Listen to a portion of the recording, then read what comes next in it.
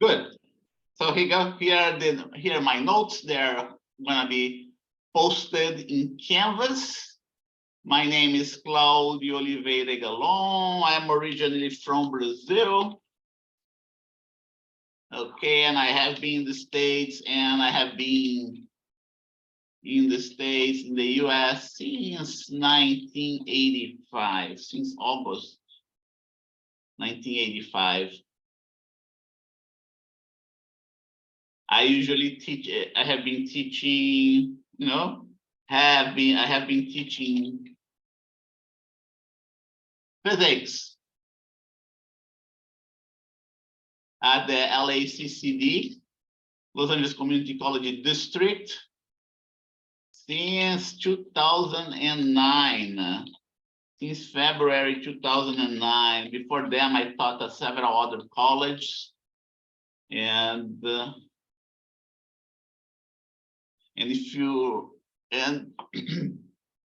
my specialty, I did research at NASA, okay? At NASA, one of the NASA centers is called NASA Langley Research Center in Hampton, Virginia. I graduated with a PhD in 1999. I actually did my PhD at NASA. Yes, I'll be recording, but I also have plenty of recordings of this course that I taught last semester. Okay, you can also access my YouTube channel. Okay, and I'm going to talk more about that. When's the final going to be? Yeah, I'll let you know. And I'm going to cover the syllabus very soon. And in the syllabus, I'm going to show you when the schedules for the exams are, including the final, okay? Okay, I did research at NASA Langley Research Center in Hampton, Virginia. NASA Langley was NASA Langley was the first NASA center. And then also the headquarters, it was the headquarters of NASA. NASA Langley, if you know that region, is next to a very big Air Force base, also called Langley Air Force Base. Nothing to do with the CIA headquarters, okay?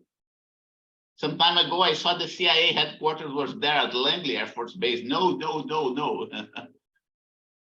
Okay, with the CIA member, but it was a mistaken belief, right? Why is that? Why did I thought that Langley the CIA was at Langley Air Force Base? Okay, nothing to do, nothing to do with the place where the CIA is located, right? CIA is located. The CIA is located, which is located. Nothing to do with the place where CIA is located, right? It is located in the outskirts, of Washington, D.C., in a city called Washington, D.C., in a city called Langley. Okay, so some people, get it mixed up just because we have NASA Langley in the city of Hampton, just because we have the Langley Air Force Base in the city of Hampton, people associate the CIA with the Langley Air Force Base, but it's not. It's CIA is in another city nearby Washington, D.C. called Langley. Okay. My specialty, so when I was at NASA, I got my PhD in, let's see, I've been teaching physics. Okay, I got my PhD in 1990. Okay. And at the time, the college where I was teaching, 1990, from the College of William and Mary. College of William and Mary in the city of Williamsburg. City of Williamsburg. I do not know if you know that region there, Virginia as well, nearby Hampton. At that time, William Mary had a co-op program with NASA.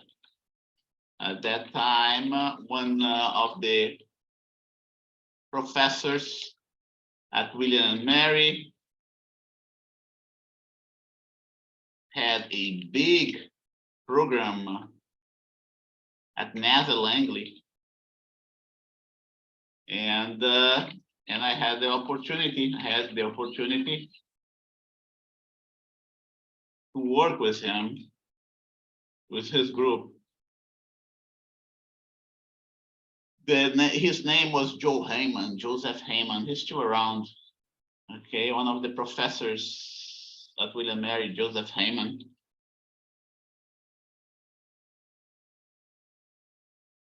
Had a big program at NASA Langley, and I had the opportunity to work with his group. That's where I was introduced to the technology of, okay, that's when I learned about optical fiber sensors, which is my specialty. Okay. Since then,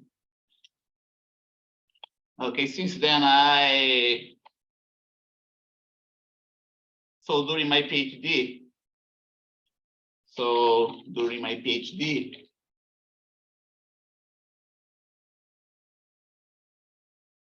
I pioneered a new type of optical fiber, sensor.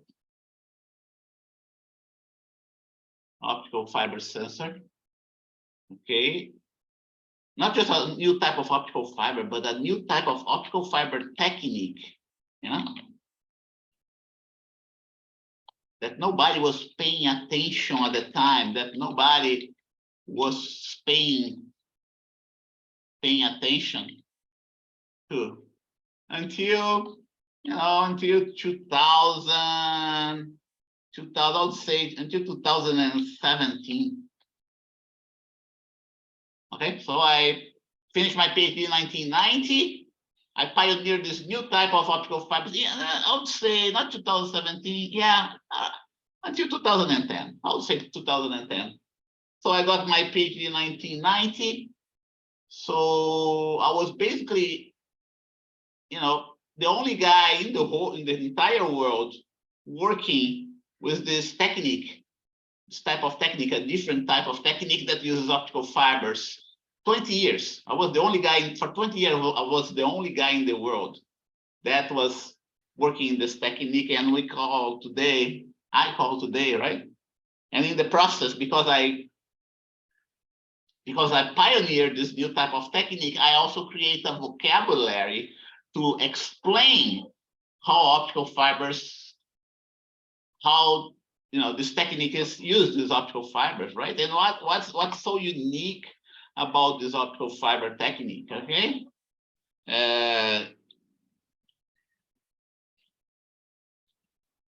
this technique,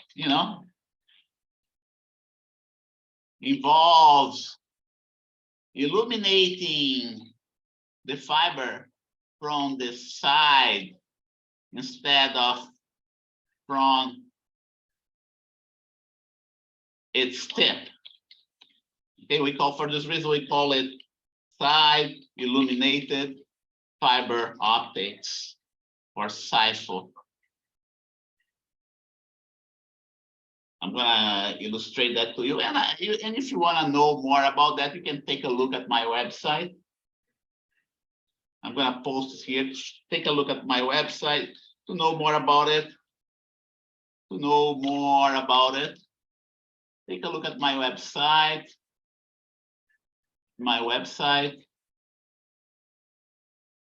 www.sciencesensorstech.com. And just at this point in time, hopefully you already saw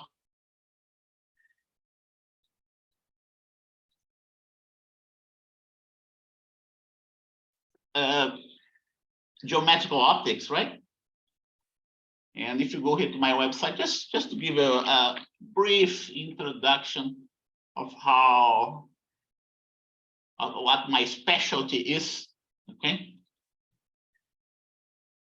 And here's my website, www.sciencesensors.com. Okay, and here are some illustrations of how, here you go, how my devices work, right? I have this type of device, and look, see that unfortunately I cannot stop this illustration, but I'm gonna go elsewhere. Here you go, waveguide kits. Let's see what's going on here. Oh, what? Okay, good. Okay, so here is just an illustration, a model of an optical fiber. Optical fibers are cylindrical fibers, right? Cylindrical devices. And in general, how people illuminate an optical fiber. In general, people illuminate an optical fiber from the end of the fiber. At my time, you know, people spread the idea, the incorrect idea back in the late 80s, early 90s, that an optical fiber could guide light only if you injected at the end of the fiber, injected light at the end of the fiber. And it was kind of, and so I came with the idea that we could inject light, not from the end of the fiber, but by illuminating the side of the fiber. Here we have an illustration of a laser pen illuminating the side surface of the fiber, and not the end of the fiber. And I came with this horrific idea that I could get light inside an optical fiber. Nobody would believe it. I couldn't get anything funded. I went through this, you know. So I went through several years trying to convince my peers that we could illuminate the fiber from the side, and I would be ridiculous, you know, nobody would pay attention to me until other scientists start to use my technique as well, without referring to my previous work. Okay, at this very moment, I have 64 patents published in the whole world about this technique. And then suddenly, lots of people start to publish about that. And instead of referring to my work in the past, they are crediting themselves for this new technique. Okay, so it's on those things that happen to you, right? Initially, they don't believe you, right? And then once it becomes obvious that it works, then they start copying what you did, and then they don't credit you for your pioneering work. So at this time, I have patents all over the world, 64 patents in 38 different countries. I was ahead of many of the researchers by at least 10 years, in some cases even 20 years. And then lately, I have been discovering that other people are patenting the same technique that I patented, including one patent from Boeing, the aerospace company. There is just discovered recently, those guys, they came up with a patent after mine. The USPTO was not supposed to give them a patent because what they patented was exactly what I patented before in 2009. Their patent was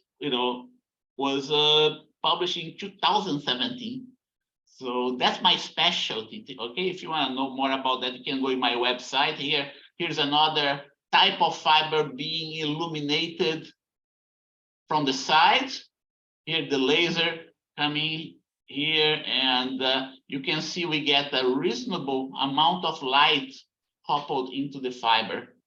Today, we can explain that easily with those types of waveguides, but at that time, in the 90s, we didn't have this type of technology. We didn't have laser pens that were very intense like the ones we have today. We didn't used to have this type of material that you see right here. We didn't have optical fibers that were reliable enough to couple light from the outside, okay? So that's my specialty that I like to talk about.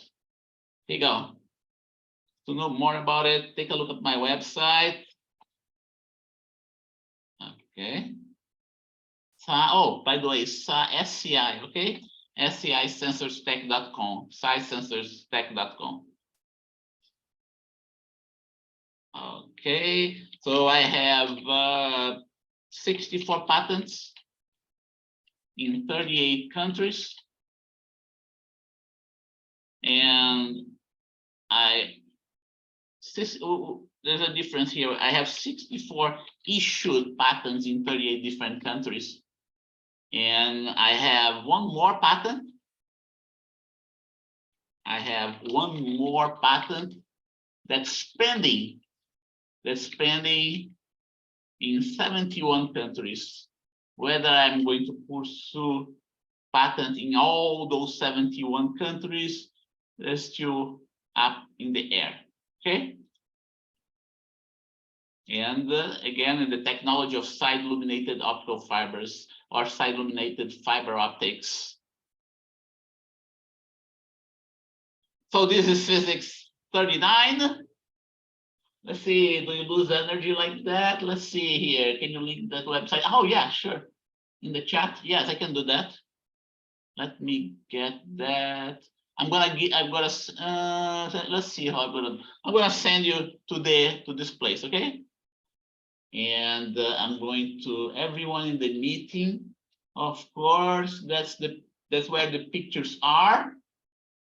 But if you want to go to the main website, of course, you just go to this one. This website is not updated. Okay, I need to update this website. It's so much work to update this type of website. I need to start hiring people to do that. If you go here in this website of mine, okay, I talk about my patents, but because it's not updated, okay, let's see what we have 2 main patent applications. Now I have 3 main patent applications, not 3, not 2, okay? And because it's not updated, right? And here I have just a few of my issued patents. Now I have 64 issued patents, not just those, okay? So I need to update this website of mine and put more stuff in there. Okay, let's see, can you link that website? Yes, I can. Do you lose energy like that? Yes, Raymond, yes, we do lose energy like that. And that was what people used to tell me at the time, okay? It's amazing. Let's go back here. Side illuminated optical fiber devices, waveguide kits, right here. The waveguide kits are the best way of visualizing what happens inside an optical fiber. Yes, you do lose energy. You can see that this laser light, a great deal of the laser light is being reflected out, right? This laser light is gonna leaking out too. Yes, you do lose energy. But take a look. Although you lose energy, you still preserve some of the energy at the end of the waveguide or at the end of the fiber. And this energy that propagates towards the end still can be used for something useful, okay? And what's the advantage of side illumination, right? That's and that's okay. So let's go back to the energy, right? How you lose energy? Yes, you do lose energy, but there is no process, okay? No useful process in which you have 100% of the energy propagating or 100% of the energy preserved, okay? Whether it's an optical fiber, whether it's in some other devices. Just for instance, just to give you an example, internal combustion engines. There is no internal combustion engine which is 100% efficient, okay? Internal combustion engine is at most 20% efficient. Even the human body is around 20% efficient, okay? But the important thing is that this 20% energy that's left to do some work or to do any type of measurement is still useful for you, okay? And that was one of the fallacies that was being targeted at the beginning of my career, okay? People are saying, you lose too much energy when you do side illumination on optical fiber. Yes, I do lose lots of energy, but I still have enough energy to do something useful, okay? And then as the idea matures in your head, right? That's how I started. I started with something like that. And then you lose lots of energy. And then I discovered a way to preserve more of the light inside the optical fiber. And that was also a patent.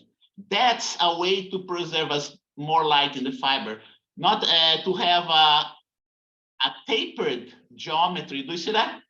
It's such a simple idea, you know, that nobody saw. That nobody thought of applying that to side illuminated optical fibers. In this tapered configuration, you still lose some energy, but you don't lose as much as in the other case. In this case, then you have more energy trapped inside the fiber, so much that you can see the path ray of the light for a longer distance instead of the other case. You see the path ray only for 1, 2, 3. Now 1, 2, 3 reflections, right? And the rest you can hardly see. In the other case, you can see for several reflections, 1, 2, 3, 4, 5, 6, 7, 8 reflections. So those are tricks that we can play in science, in optics, to make the side illuminated fiber more efficient, right? And then the next question is, what is the advantage of illuminating from the side, right? What's the advantage of illuminating from the side? Yeah, that's it's amazing. Okay, it's amazing when you start working. When I started working on that, I didn't know what was the advantage of side illuminated. I even was convinced myself that it was useless, this technique, because I was being bombarded from every side, right? That side illumination was not the way to go for whatever application. But as time progressed, I started to see lots of advantages. Not just advantage, but benefits as well of this technique. Okay, one of them is, let me see if I have an illustration here. One of them is that you can make several sensors along the length of this fiber, okay? At that time, we didn't have LED strips back then in 1990s. Nowadays, we can buy LED strip that you can program every little LED to turn on and off, okay? So one of the benefits of this configuration, Raymond, is that you can have several sensing points along the length of this fiber. Just try to picture having several light sources, several small LEDs positioned here, here, and so on. Once you have a configuration like that, I even have an illustration, better illustration that I can show you as well. Once you have something like that, you can make, you can use an optical fiber with several sensing points along the length of the fiber. You can have one sensor at this spot, each source acting as a sensor, okay? Another sensor at this point, another sensor at this point. You cannot have something like that with axial illumination when you illuminate the fiber from the end. That's just one of the advantages, okay? That's just one of the advantages. And now I'm trying to get funding, you know, at this very moment, I have funding from the Brazilian government in this project. It's like a $300,000 grant. We are trying to commercialize this invention and many other patentable ideas that are hanging out there. Okay, so any more questions? Okay, so I have 64 patents, issued patents in 38 different countries. Okay, and I have one more pending patent. One more pending patent that's pending in 71 countries.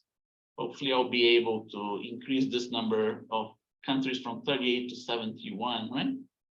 Okay, so if you want to know more about that, you know, send me an email or or ask during the course, okay, also during my office hours. So that's a brief introduction. Let's go to the syllabus. 12:39, it's not 12:39. Let me adjust my clock here.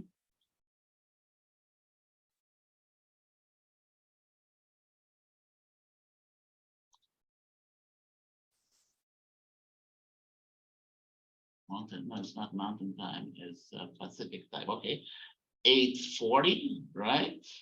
I usually,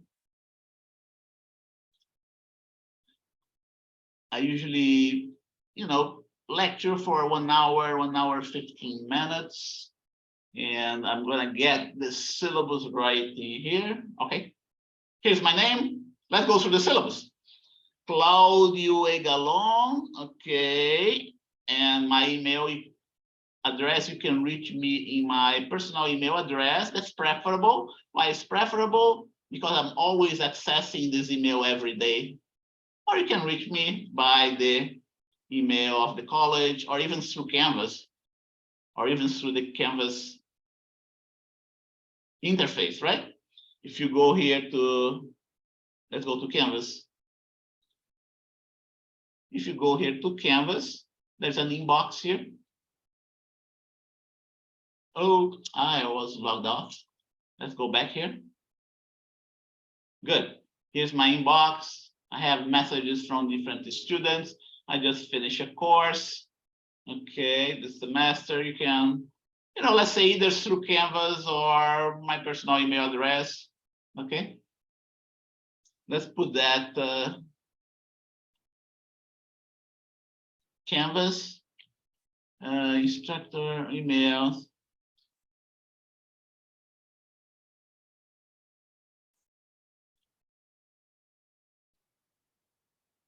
The Canvas interface, right? Or, right? Egalon, let's see. How do I get that? Oops, right here. Or the college email address. You know, the class schedule is Monday, Tuesday, Wednesday, Thursday, from 8 a.m. to 11:30. What the lecture? That's the lecture, right? That's what the schedule. And we're going to have a lab as well. I like to refer that as a lab between quotes. It's not exactly a lab, right? It's going to be a make-believe lab. Ideally, we should be doing the labs in an with actual hardware, but because of the nature of this online course, we cannot do that with actual hardware, okay? Monday, Tuesday, Wednesday, and Thursday from 11:30 to 2 p.m. Okay, it's not gonna be every Monday, Tuesday, Wednesday, and Thursday. Okay, I will reserve some of the Mondays, Tuesday. I will reserve some of these days for lecture. And I'll say 2 labs a week, more or less. Since it's 4 days a week, we will have 2 labs a week, more or less. Monday and let's say Thursday. Monday and Thursday lab. The Zoom link you already have. If you look at my syllabus, you're going to see that all the important links are here at the very end. Summary of links, 6 different links. That's the most important of them, okay? And the textbook that we are going to use, the Halliday and Resnick, Fundamentals of Physics, 12th edition, chapters 15 and others, okay? I will show you. Let's take a look at the chapters of Resnick. That's a classical book in physics, Halliday and Resnick. It has been in use for a very long time. When I was an undergraduate student, we already had a type of version of Halliday and Resnick. At that time, Halliday and Resnick were the authors. Nowadays, Halliday and Resnick are no longer the authors, but their name stayed in the title of the book. Okay, so it's a classical. Let's see what's the name. They don't have the author's name. Oh yeah, here you go. Let's see. By Halliday, Resnick, and Walker. Okay, Walker joined as an author, as a co-author for this book. And what are going to be the chapters that we're going to cover? Here I have the chapters of the book. We're going to start with oscillations, simple harmonic motion. Okay, among of them, right? Simple harmonic motion, simple harmonic motion, and others, and other types of oscillatory motion. SHM, alphabet soup, right? Chapter 16 is going to be on waves. Very interesting topic, waves. There will be waves 1 and waves 2. Let's take a look at the book. There you go. Let's get the book from Wiley. You should be able to, let's see, Wiley course resources. This one here.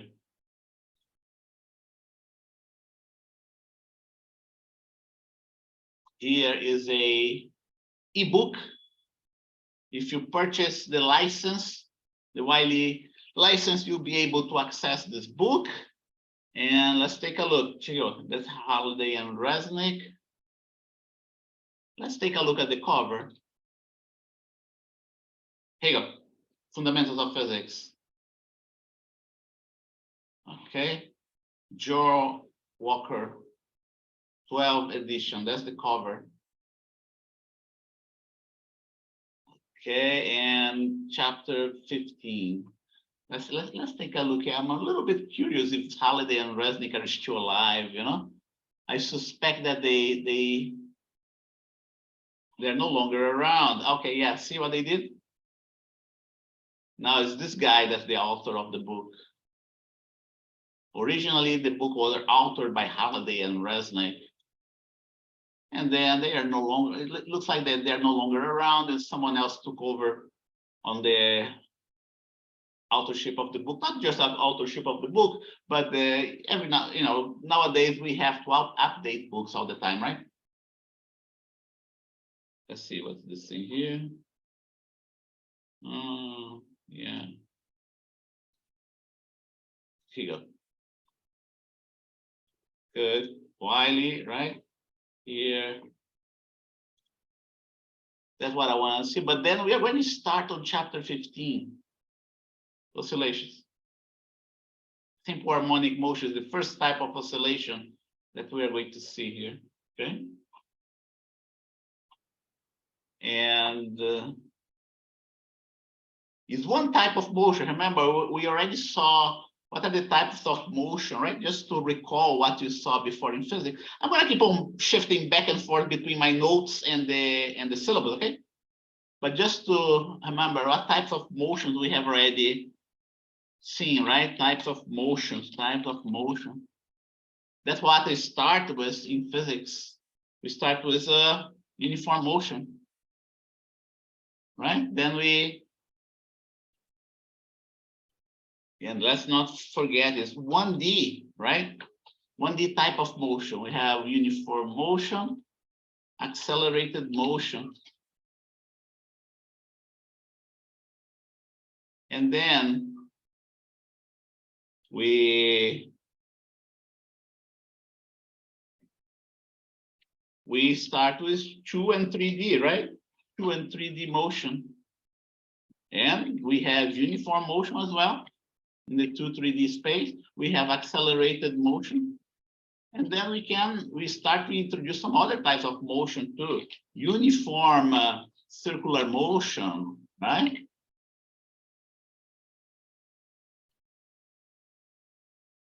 That's how, and then what we're going to do this time, and then you can create, you know, and then you can create all sorts of motion.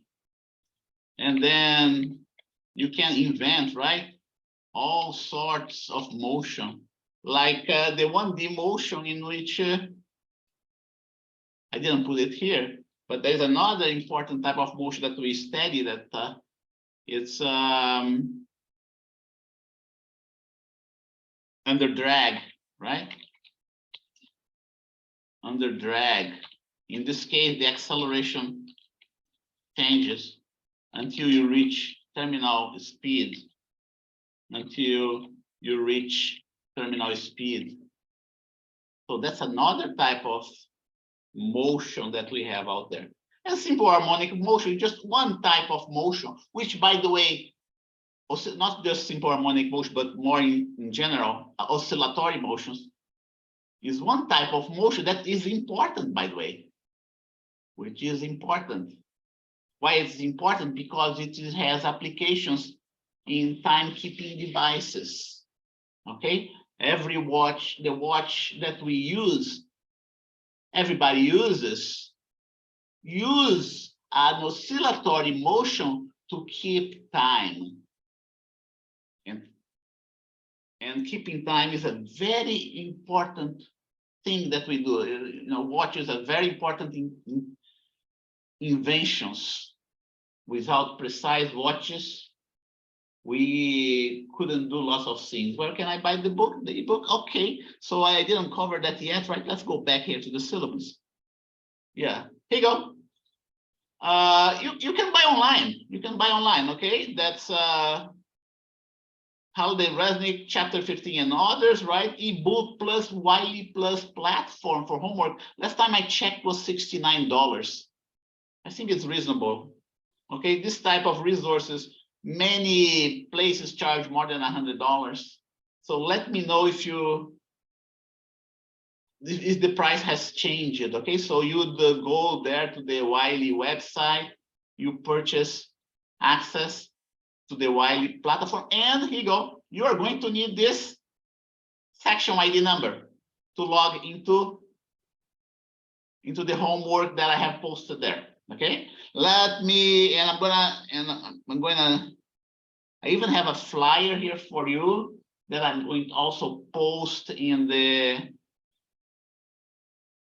here you go, the flyer, here you go, the flyer right here. Oops. I'm going to post that in my Google Drive. Oh, wait a minute, I don't need to post in the Google Drive. I'm going to post it in Canvas, okay? In the past, I used to post those things in my Google Drive account and would give the link to my students. But now, let me post it right now for you.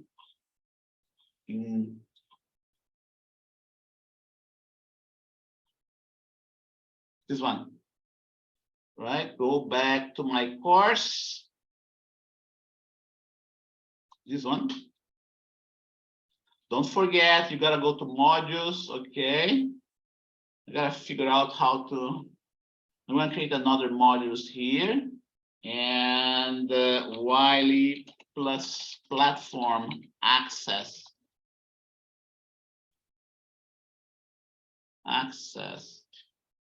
And I'm gonna go to file. I will drop this. Oops, why did, okay, good. And then going back to modules. Let's publish that first, right? Before I forget. File, now, here you go. Now all those things are start to be populated there, right? 2 documents already, add an item. And you'll be able to get this flyer from Wiley Plus, and I'm going to share that with you. Here you go. That's what you're going to need. Professor? Yes, go ahead. So the course ID that is on the flyer versus the course ID on the syllabus are 2 different IDs. Really? Let me check. Yes. I thought I had updated it. Huh, strange, you're right. I thought I had updated it. Huh. Thank you for letting me know.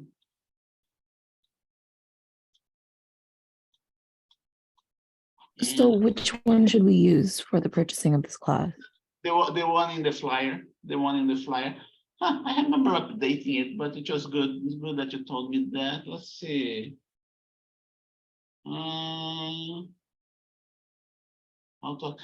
Try to access with this number and see if you can get what you need. Okay, let me see also. I'm going to stop sharing my my screen. Okay, let me check something here. Now that you mentioned, I'm starting to feel a little bit curious about, let's see. See, now I'm going to share the screen with you. 56290, right? Let's see here. Yeah, that's right. Well, it looks like I didn't update it. Thank you for letting me know. Okay, so you use this one in the flyer, okay? I just put it in and it works. So Good. Yeah, I thought I had updated 56290. Thank you for letting me know. And I'm going to update that in the syllabus as well. Let me update right now. That's going to be, I'm still going to call it version 1, okay? If it becomes too different, then I'll go the next version. PDF.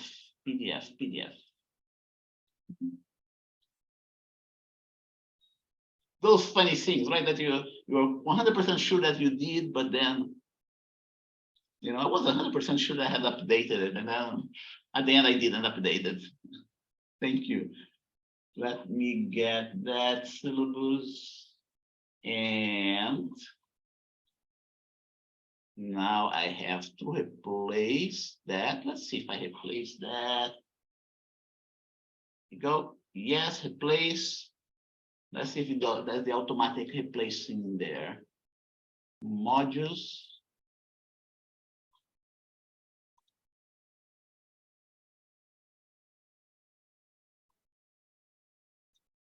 Okay, 56290. Okay. Good. And going back to my modules. While plus platform access, all the instructions are here. Let's go back to, and once you go there online, you'll be able to see the book, right? You'll be able to access the book, and also you're going to see the homework. So far, I already posted the homework here, but some of them I still need to update the dates. I didn't have time to update the dates yet. But we already have homework for chapters 15 and 16 posted there. I'm going to give you the entire section, summer session, to do each homework. Available until the 14th of July. That's going to be the last day of class is going to be the 13th, okay? So I gave you one more day to do the homework. And then as we go along, I'm going to update the due dates of those other chapters that you see here. Okay. So now, going back to the syllabus, 858. Well, in addition to the textbook, if you want to learn a little bit more, I published two ebooks in Amazon.com about the material. I put that in volume 4 and 5. I couldn't put in a single volume because it would become too large there in Amazon. And it's just $9.99. Okay, you don't have, it's not a requirement, but it's there available for you in case you want to learn a little bit more. There are many things in those books that are doing much more detail than the books out there, especially forced motion. And there are other things too that I do in ways that are not published out there. Here you go. Here is the first volume of the course. Let's make sure that this link is correct, right? Yeah, here you go. That's the one. Oscillations, wave, and optics. The Kindle edition. The Kindle is just a software. If you already have a Kindle Unlimited, I used to have that, but then I stopped using it. It's a service that Kindle charges $15 a month, I believe. You don't have to spend any money to buy this ebook. It already comes at no cost whatsoever. But if you don't have Kindle Unlimited, then you have this $9.99 purchase price. Okay, so that's the volume 4 that I broke down the course, and the second volume is this one.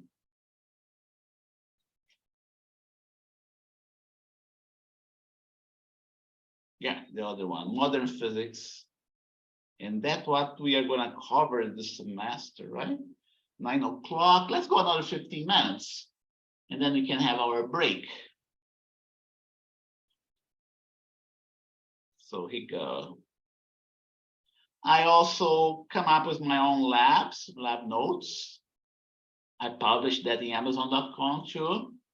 It's not a requirement, but again, if you want to know more, you know, I describe all the step-by-step procedure for the actual experiment. Okay, and those are very meaningful experiments, by the way. There are, out there, there are all sorts of lab manuals. Okay, lab manuals that describe an experiment that's not meaningful at all. I have seen those. There are very simple procedures, that you can accomplish in less than 1 hour, and then you have the other extreme. The other extreme is that a lab manual that describe too many things. Okay, too many things, and it becomes too difficult to perform the experiment and even understand. So we have those two extremes. If you're going to see, if you look at the lab manuals that are out there, in my case, I try to do exactly I try to mesh, I try to come up with a middle term in which you have a meaningful experiment and you have a very clear and short procedure that fits within the time frame that we have available in the lab, which is, regular labs are 3 hours and 10 minutes. Okay. So since we are not going to be doing an actual lab,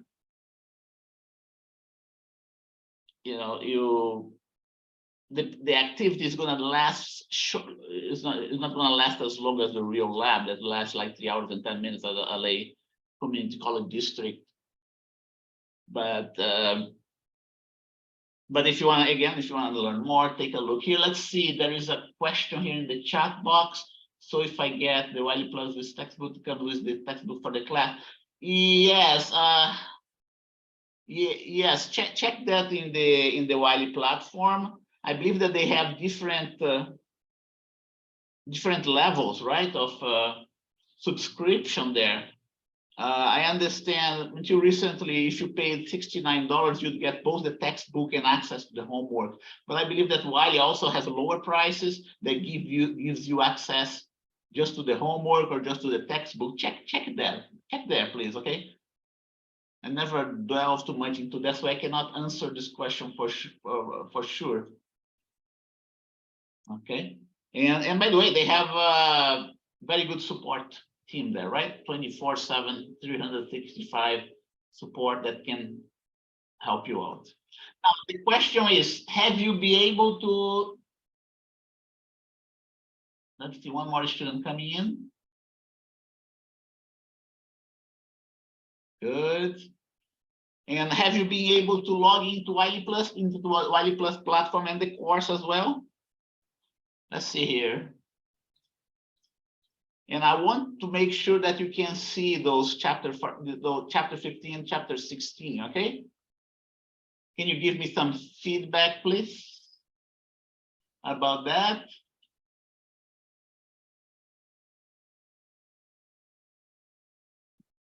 And by the way, Raymond, I believe that the library also, the bookstore, they also have those books there. But it's my understanding that they do not sell the electronic book access. They sell only the physical book, the actual physical book, okay? So you can check with the bookstore as well if you want just the paper copy. the physical book copy. I do not know if you folks like physical book copies. I don't like, I don't like paper books anymore. I don't buy paper books anymore. I only buy the electronic version, okay? Instead of having paper books occupying space into my shelves, I just prefer to use the hard drive space in my computer to download the books that I want to read. Okay. And so how, let's see what I want to do right now. I want to take attendance, right? It's already 9:05.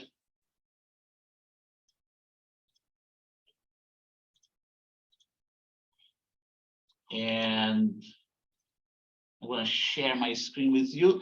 Every now and then I forget to share the screen, okay, and I keep on talking, and remind me of that, okay? If I forget to share the screen with you and I'm talking about something that is not being shown there not being shared there in the screen, please let me know, okay? View, and this is Excel.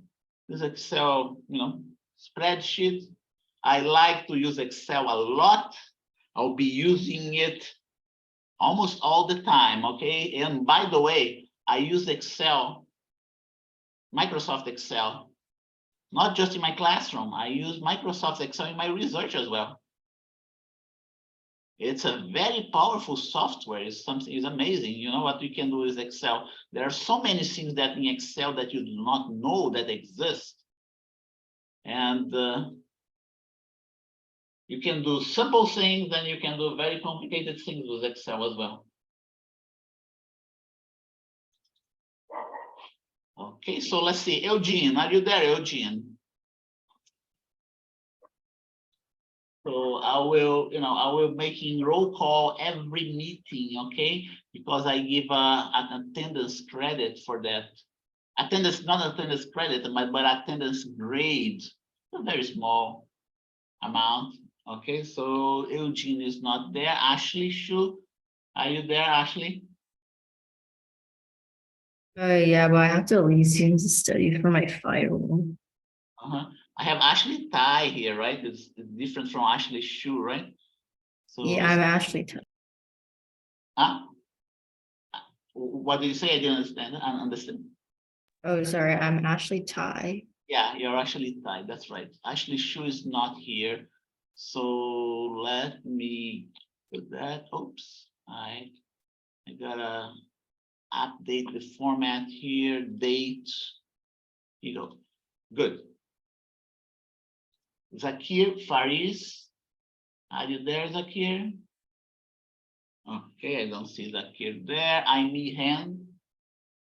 Some of those students, they are in the final weeks there at UCLA, right? And they told me that they could not come the first class meeting, maybe even the first week of class meetings. Aimee, are you there, Aimee? Aimee Han? No. Andy he? I don't see Andy either. Alex Hernandez. Looks like Alex is here, right, Alex? Yes, I'm here. Okay, thank you. You can either, say that you're here by turning on your microphone, or you can use a chat box as well, the chat message. Emily, I don't see Emily in my list. Sartak Kamerkar, I don't see Sartak either. Stephanie McMichael. Okay, I can hear you. Okay, oh, that's okay. You raised your hand, right? Good. Thank you, Stephanie. Zaid. I'm here. Okay, thank you, Zaid. Alisa. Alisa. Let's see. I don't see Alisa here. Let's go, Kartika. Kartika, I see Kartika here. I'm here. Okay, thank you. Mary. Mary Shukurian, right? I don't see Mary here. Raymond. Okay, Raymond is here, right?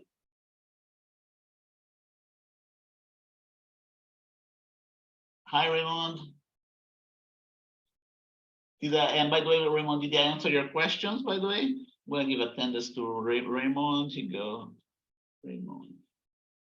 Now Raymond is quiet. Okay. So Ashley is here. Kyriakos. Oh, okay. Okay. Thank you. Good. Thank you. Kyriakos. I don't see Kyriakos. Alexis. Alexis seems to be here. Okay. Thank you, Alexis. And let's make sure I got everybody here. 7 students, okay, but not officially. Okay. Okay, nice to know, Daniela. You need a add code, right? I might be able to give you a permission code. Let me write that down here. 7. Okay, Daniela, I'm gonna put it. I received an add code, but the portal isn't letting me override it. Okay. Okay. Galvez. Okay, keep me updated. Let me know how you're doing there. Since you are not registered yet, you don't have access to Canvas, right, Daniela? Yeah. Okay. Okay. Keep me posted what's happening there. Okay. So here you go, and total, and I'm gonna put here trying to add. Right, and now we have a total of 8 students. Good. And maybe I'll put here you go, and then I'll boldface it. Good. So we got everybody here. Let me just ask you. Let's see, Alex, did you have any problems accessing Wiley Plus and Canvas? I haven't tried access. You haven't tried? Can you please try and make sure, you know, whether you can have access or not? Stephanie, were you able to access Wiley Plus and Canvas? I haven't gotten to, but I'll try right now.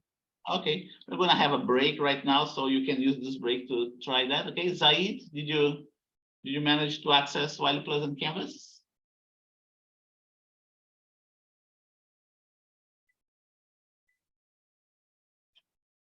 Hello, Zaid. Okay, no answer. Okay, let's do that. No answer. And next is Kartika. Yeah, I was able to access the course. Okay, good. Okay, thank you very much. Raymond, were you able to access? It looks like Raymond has, right? Yeah, I just bought the Wiley Plus. Okay. You just bought the Wiley Plus access? Yes, with the textbook. Okay, good.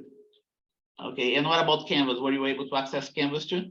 Yeah, I can access the lab and the class page. Oh, that's good. Thank you. And Ashley, were you able to access both the Wiley Plus and Canvas? Oh, I can access the Canvas, but I haven't tried finding the Wiley Plus yet. Okay. Okay, let me know. And let's see, know and why, right? Yeah, Wiley. And keep me up to date. And Alexis, were you able to access Wiley Plus and Canvas? Not yet. I'm not. Yeah, I haven't access to. Okay, so neither one, right? So try that. And Daniela, I know that you cannot access Canvas, but what about Wiley Plus? Were you able to do that? I'm still trying to, but I'm about to. Okay. Do we have all the links that you need? I think I took a screenshot of one of them. Okay. Okay. So if you need the links, let me know and I will send that by chat. Okay. And Yeah, do you mind sending it again by chat? Okay. Which one do you want? I'll take both. Yeah, I'll take both, please. Yeah. Okay. Well, the Canvas you won't be able to access definitely. Okay. So I will send you the Wiley Plus. Let's see here. This one. And oh yeah, thank you, Raymond. Raymond already did that. He's ahead of me. Good. In the, Wiley gives you like a trial, a free trial license. Okay. So for the first, I believe for the first 2 weeks, you don't have to pay anything, but then after the free trial is over, you will have to purchase access. Okay. And now we have Mary here. Okay, Mary, are you there? Let me know that you can hear me. Yes. Okay, good. So I'm giving you attendance. Okay, see, I'm asking the students to access Wiley Plus and Canvas. I believe you didn't have time to do that yet, right? So whenever you manage to do that, let me know. And I want to go for a break. I usually have my 15-minute break at this point in time. And break from till 9:30 a.m. And I see you in 15 minutes. Okay.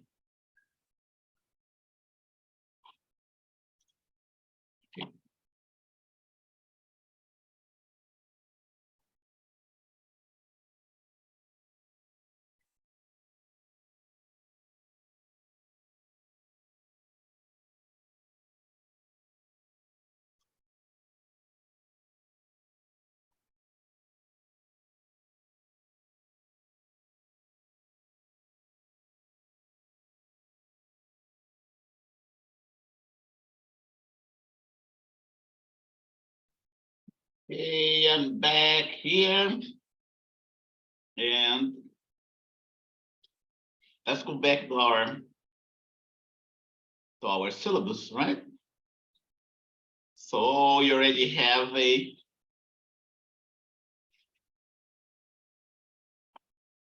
talked about the lab notes, the homework, right? That's a section ID that you have to use. 56290, 56290. That's the link. My office hours, Mondays through Thursday, Monday, Tuesday, Wednesday, Thursday, from 2 to 3 p.m. And the link is the same as the one that we're using right now. Okay, so prerequisite completion of Physics 37 and Math 265 or equivalent with grade of C or better. Class recordings. Okay, the class recordings. Let's talk about the class recordings. I taught this course last semester, and I have all the recordings there.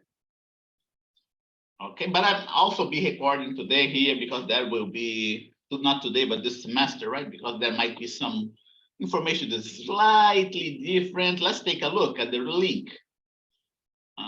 Let's see. With my YouTube channel, I post all of them there. All the recordings are going there.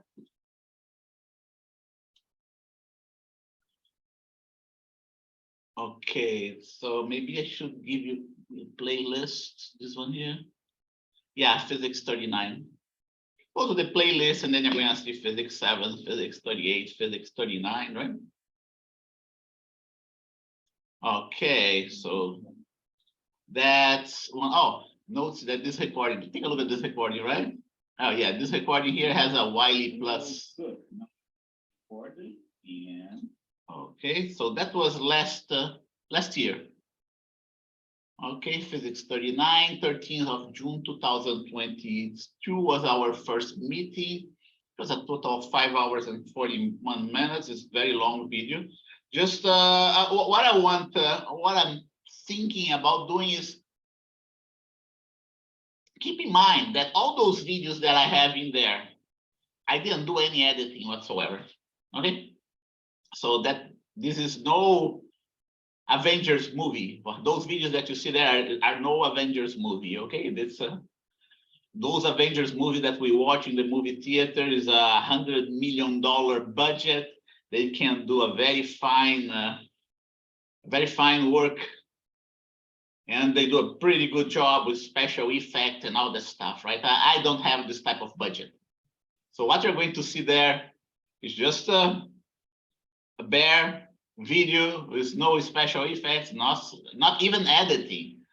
Okay, so be aware of that. My goal this semester will be to start editing those videos so I can short it down, make it shorter, right? Those videos down in size and speeding that up, the videos, so you don't have to spend all this time in there. I'm thinking about doing that. Okay, but basically the amount of information that goes in those videos are exactly almost the same as the information that I will provide to you this semester. Okay, so this is our first video of last year, and you have the link. Let me get here the link. Yeah, I'm gonna send you the link by the chat. Everyone, link for the video, for the class videos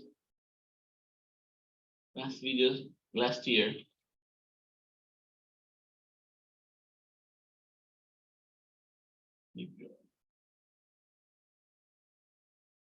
And oh, I'm sorry, I'm not sharing my screen with you, right? So remember, when I share it, you can just notice that. Here you go. Now you can see it. If you go to my channel, my YouTube channel, I have the playlist here. That's not the one I want. I want this one here. Okay. I have all my videos here, right? All the course that I taught. But then if you go to the playlist, that's where I have everything better organized. Physics 7, Physics 38, Physics 39, and so on.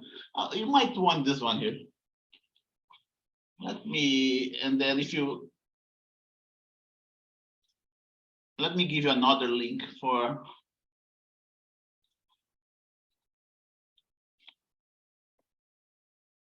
So here it's just like you can choose from Physics 7, 38, 39, 6, 37, and so on, right? And then there is even the physics labs as well. And then when you go, now take a look here. That was this one here. Do you see here? That's the Wiley Plus flyer, right? That I shared with my students at that time. So let's go inside Physics 39. Well, every time that we go inside this folder, he start playing the video, right? That's the first video that I had there. Physics 39, 13 of June 2022, and so on, right? That's the whole course. Maybe there is one or another video missing in there. So you can review this video. And like I said before, I'm thinking about start editing those videos so they can be shortened and makes it easier for you also to follow the course, right? Every now and then I will be playing this video for you here instead of keep on talking to you. Okay. Any questions? Okay, so those are the class recordings. Remember, all those links are here at not the last page, but the last, pages 5 and 6. Lecture lab and office hours. Those are the links.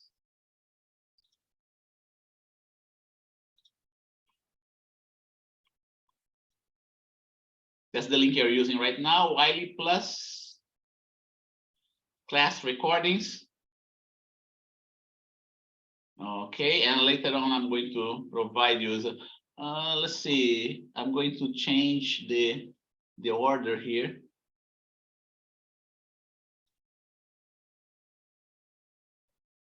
Okay, you already have the links for the physics notes, the 2 volumes, volume 4 and 5, and the lab manual link that, and I will be providing you also with a group folder link, lab group folder. Not yet, because it's a little bit too early, okay? We use that for the labs. So will calculus and 1 and 2 be sufficient? Yes, that's right. We're going to be using calculus 1 and 2. That's right. And differential equations too, okay? And although it's going to be kind of a low-level differential equation, I'll help you right now. I'll help you with that. Going back. Notice that I'm changing a little bit, right? Will we have to know partials and vector stuff? Oh, vector definitely, because we covered that in physics 37, right? And the partial derivatives, yes, you have to know partial derivatives, even a partial differential equation, but we're not going to go too deep into that. Okay, we're not going to go too deep into that. The partial differential equation. There is a very important partial differential equation that can be solved rather easily.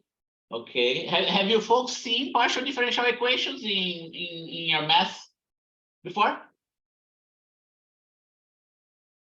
No, not yet. Okay, so there is a class of partial differential equations that are rather easy to solve. We use the technique of separation of variables. And I will walk you through that. We're going to use that partial differential equations both in waves and quantum mechanics. But all those partial differential equations can be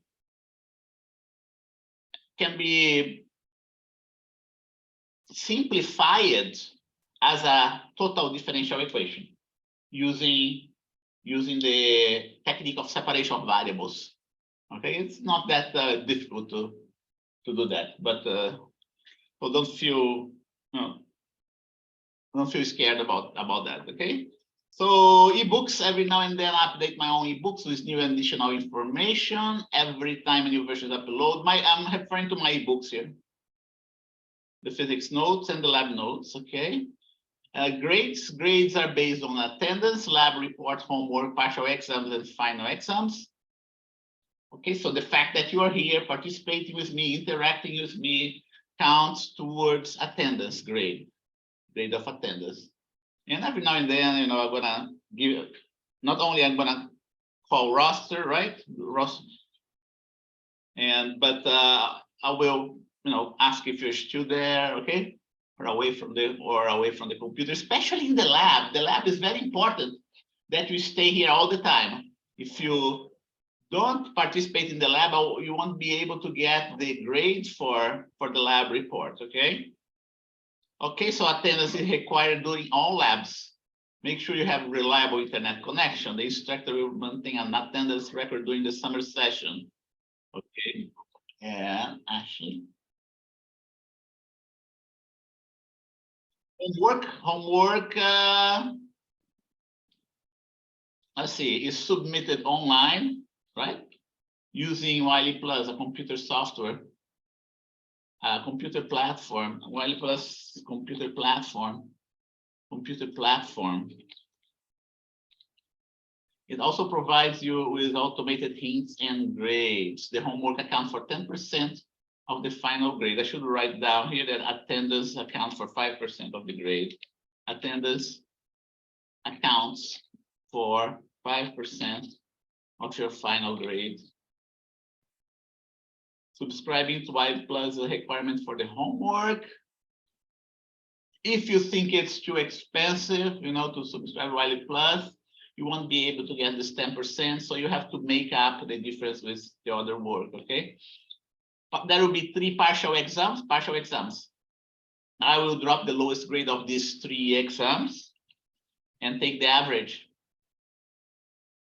The average of the remaining 2 exams. This average accounts for 50% of the final grade.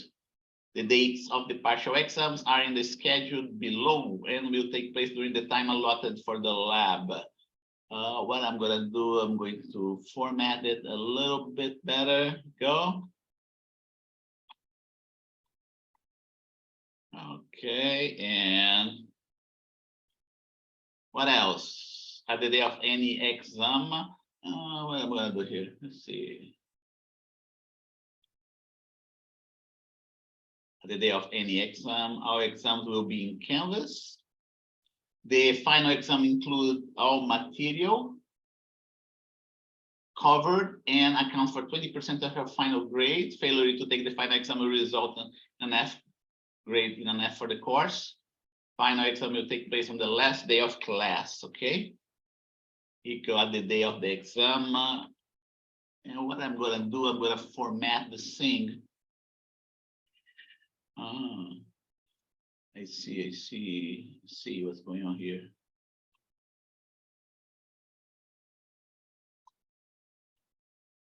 Yeah, okay. I am going to move this thing right in here.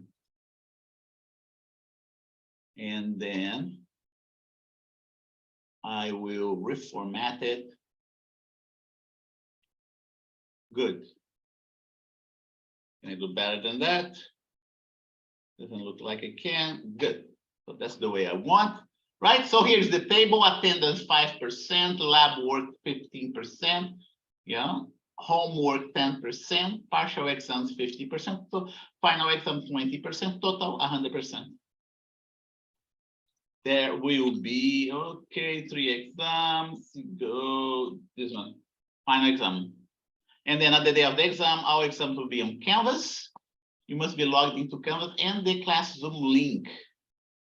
Okay, with your webcam on.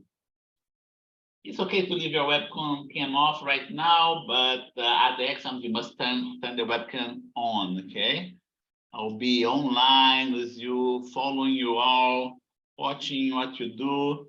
Okay, you must have a reliable computer. This is a requirement for the course, okay? Reliable computer, reliable internet connection, and a working webcam that must be left on all the time.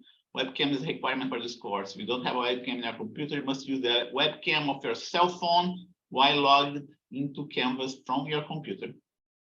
Right before the exam starts, or you'll not be allowed to take it. Exams and quizzes. Exams are open notes, open book, but you cannot get outside help from anybody. Okay, it's also okay to have your calculator, okay? And if you are familiar with Excel, you can also use Excel. Online lab activities. Due to the nature of this online course, there will be no hands-on experiments. Instead, the instructor will provide you with actual data obtained from previous experiments related to the course. From previous experiments, okay, obtained from previous experiments by other students, and we'll work with this data to display it in proper table format, plot graphs, etc., using Microsoft Excel. Make sure, make sure you learn how to use Microsoft Excel and also Microsoft Word. Okay, I'm gonna help you with those software. They're very useful. Like I said, not only I use the software Microsoft Excel, Microsoft Word for my classes, but also I use that for my research. I have been able to discover some important things using Microsoft Excel, performing simulations. I discovered stuff that nobody knew at the time. And I ended up even, using that knowledge that I acquired with Microsoft Excel to patent things, to patent new stuff, okay? For example, iPad, if you will. Yes, you're allowed to use iPad, yes. You're allowed to use iPad. The only restriction here is this one. You cannot get outside help from anybody, okay?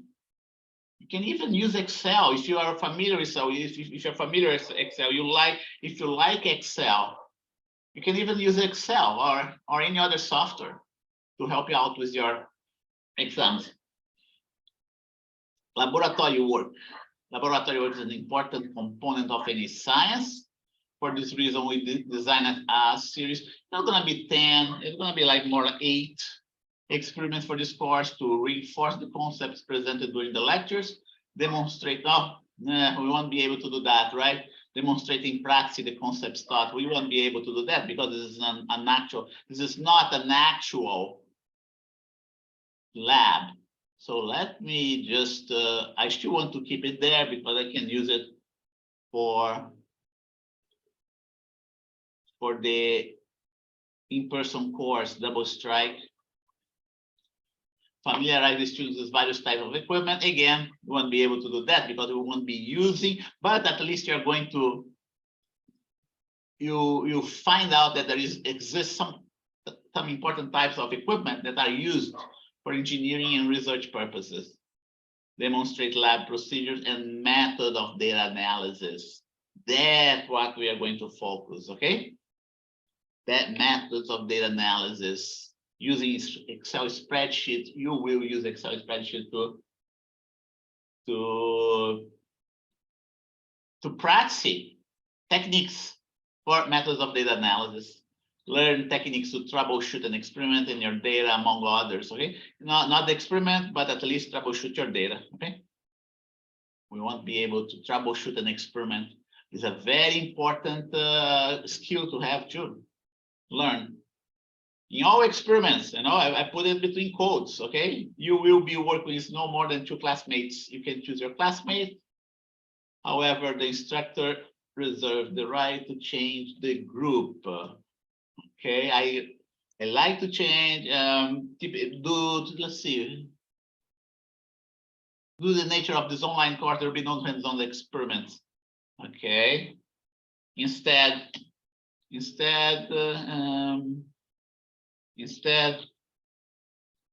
we will perform, how do I put that? There will be no hands-on experiments. Instead, we will perform what I like to call virtual experiments or make-believe experiments. Have you heard of this phrase before? Make-believe experiments, right?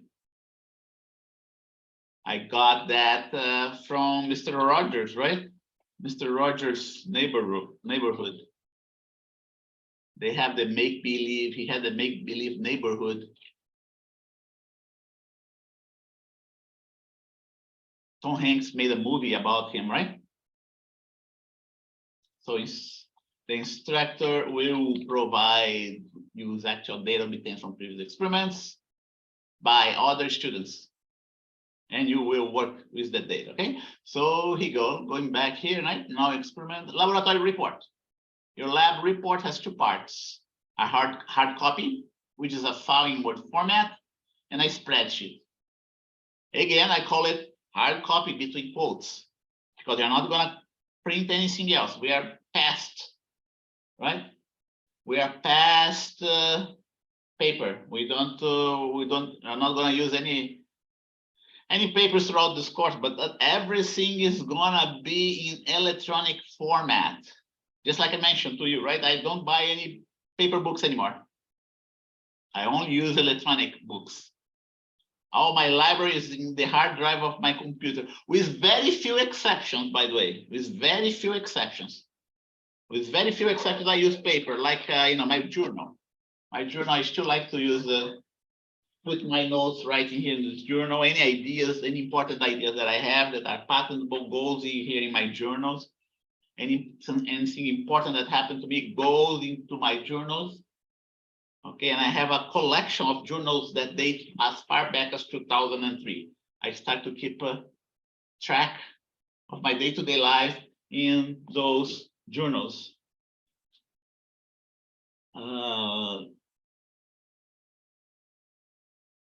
So the spreadsheet contains the data and results required to plot graphs, if any, of the virtual experiment, of the make-believe experiment. The Word file is a document in the proper sense of a report. Okay, these 2 documents must be turned in the date announced by the instructor. the beginning of the experiment, the instructor will provide you with an Excel spreadsheet with your data.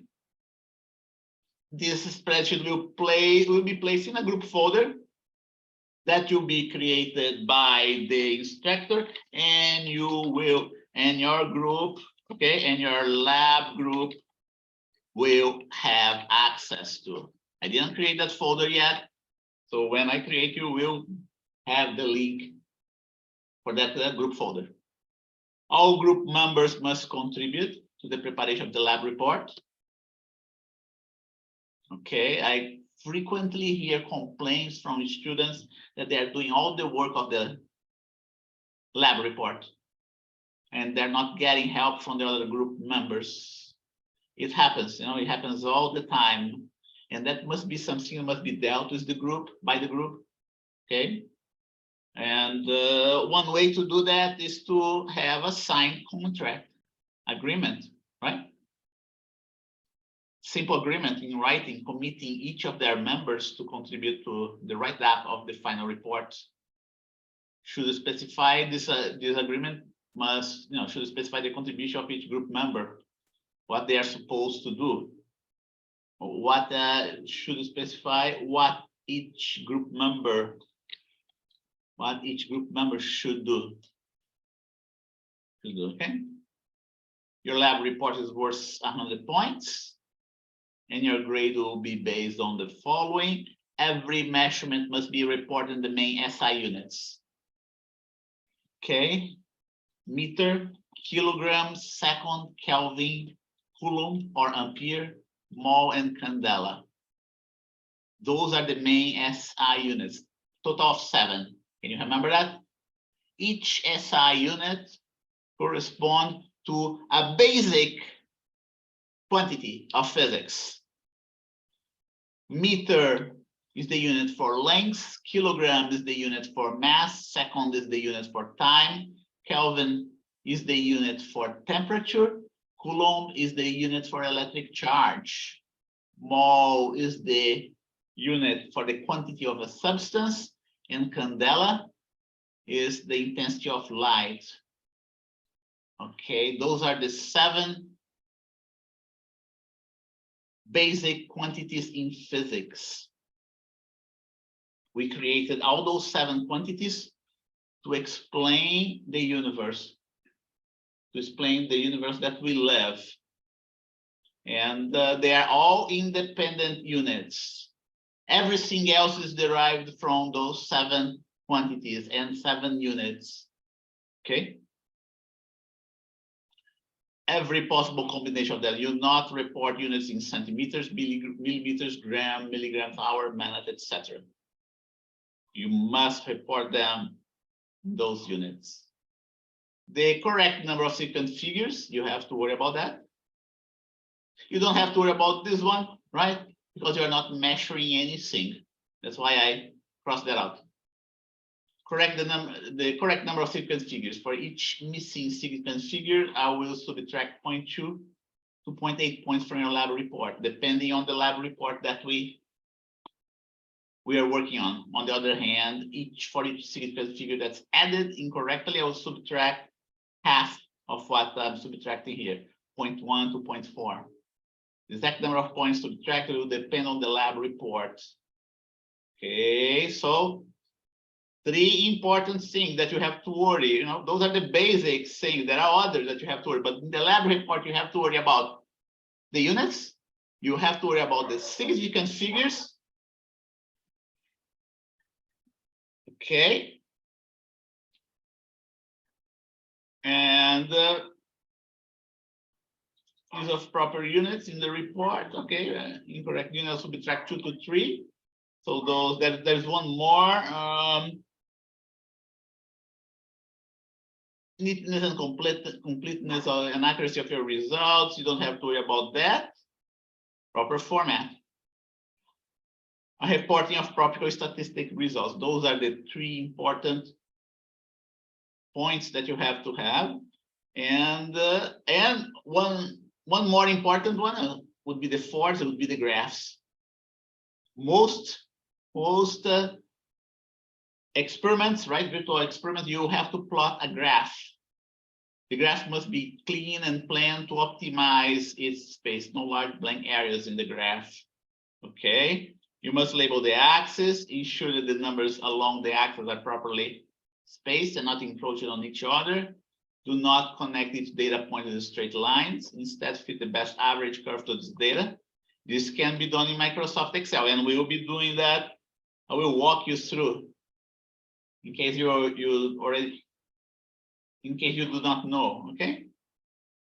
Attendance and participation to the online session is required. If you do not attend the lab session, you get a 0 for that specific lab report. Okay, I'm gonna even italicize and boldface. If you are present during the online meeting but fail to turn each lab report, your grade will be 20% for that specific lab report. Also, if you turn in your hard copy but fail to turn in your spreadsheet, you get no more than 50% of your grade. Same applies if you turn your spreadsheet but do not turn in your hard copy. Both the hard copy and the spreadsheet must be uploaded to your group folder, which you do not have the link yet. Okay, we will go back to this part here. Okay, we will go back to this part when you are ready. When we are ready, we are going to go back to that, for how to plot the graph and so on. There will be, I would say, yeah, 8 to 10 lab activities. Let's say if we can fit 10. Most likely we'll be able to fit only 8. The due date of the lab report will be announced by the instructor at the appropriate time. Our reports will be group reports. Okay, all that. At the end of semester, I will drop the lowest grade of your reports. Okay, and determine the average grade from the remaining ones. The last lab report will be toward the end of the lab meeting. Here's the lab report format. I will cover that when comes the time, but in this meantime, read it a little bit. Okay, on your own. Academic and scientific misconduct. I like to cover that because I myself has been a victim of plagiarism. Okay, there are 2 important academic and scientific misconducts. One is plagiarism, and the other is data manufacturing. Plagiarism and data manufacturing. Data manufacturing is far more serious than plagiarism. And it happens all the time. Believe it or not, even among professionals. Okay. So here in this case, okay, you are going to be using data that was collected by other students. In a way, you are going to plagiarize someone else's work, but that we have no choice. Okay, you're not going to be doing actual experiments, so you don't have to worry about plagiarism, or you don't have to worry about using someone else's data in this course, in this online course. If it were an actual in-person course, then you will be generating your own data. Okay, but you cannot manufacture the data. Okay, during this course, you are supposed to generate. Okay, you're not. Okay, doesn't apply. Okay, I'm gonna just double strike. For more on academic integrity and plagiarism, consult the university catalog and articles published in the internet. Accommodation of a disability. If you have a disability verified by the university, please notify me in advance. I can provide you with a proper accommodation. Makeup exams, there are no makeup exams. This is going to be a very intensive course. We cannot, you gotta be very attentive to all the deadlines and especially the exams. Okay, if a school function religious holiday conflicts with examination data, please notify the instructor at least 1 week in advance, so he may schedule the activity for the whole class. It is the student's responsibility to advise the instructor 1 week in advance. Don't forget, there are 3 exams, but I dropped 3 partial exams, but I dropped the lowest grade of the 3 exams. Okay, that's why there's no makeup exam. The final exam, you must be present. It's going to be in the last day of class. Okay, District Academic Dishonest Policy Board, right here. Okay, cheating on an exam, plagiarism, working together on an assignment. That there's, there are some assignments that you can work together, but then there are assignments that you cannot work together. Okay, disability accommodation statement is a policy not Los Angeles Harbor College, Los Angeles Southwest College. Southwest College to accommodate students with disability. Any students with disability who requires reasonable accommodations should contact special program services. Okay. Here. That should be a link for the special programs at the LA Southwest College. Okay. LASC website.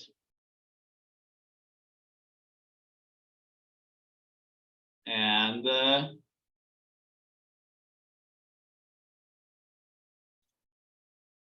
to contact special program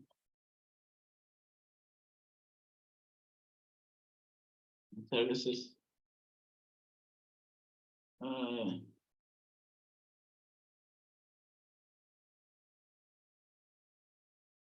Services. Okay. Complete the disability screening. That will be viewed by SPS. I've made every effort to make this course accessible to all students with disability. If you encounter a problem accessing anything in this course, please contact me immediately. Here you go. This one is for LA Harbor. Okay, let me get that for LA Southwest College. I gotta update that. Southwest College.edu. Okay, student services, special programs and resources. Okay, this one here.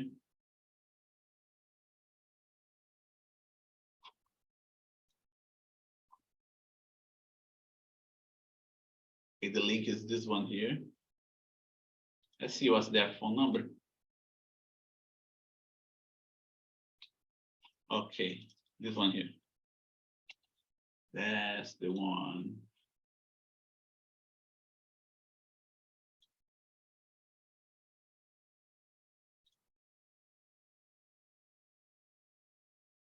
Three two three 241-5480 or visit. Oh, not this one, right? This one here.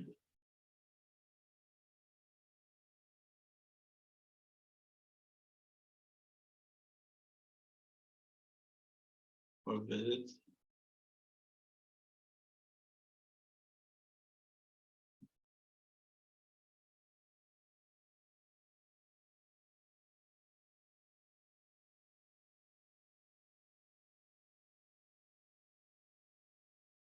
I'm still Roman 11. Good. And this one I want in black. Title 9 protects students and staff alike from discrimination. I need to put that statement here, and there is a contact here that you need. Class conduct during the lecture, please turn off your cell phones and devices. Okay, this one doesn't apply, right? During this lecture, please turn off your microphone, right? Microphone, if you're not talking to the instructor. Grading, the total number of points accumulated will determine your final grade in this course. So that's how I distribute the grades. Okay, A, B, C, D, and F. Okay, and I usually, depending how the class do, overall class do, right? I also curve the grades. Okay. And here are the summary of links.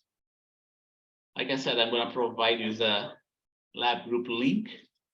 Should be lab group link folder here. And here's the estimated schedule. We're writing here right now. June 6, June 12th, we should be covering chapter 15, topics is oscillations. And we're going to cover waves as well, waves 1 and waves 2, electromagnetic waves.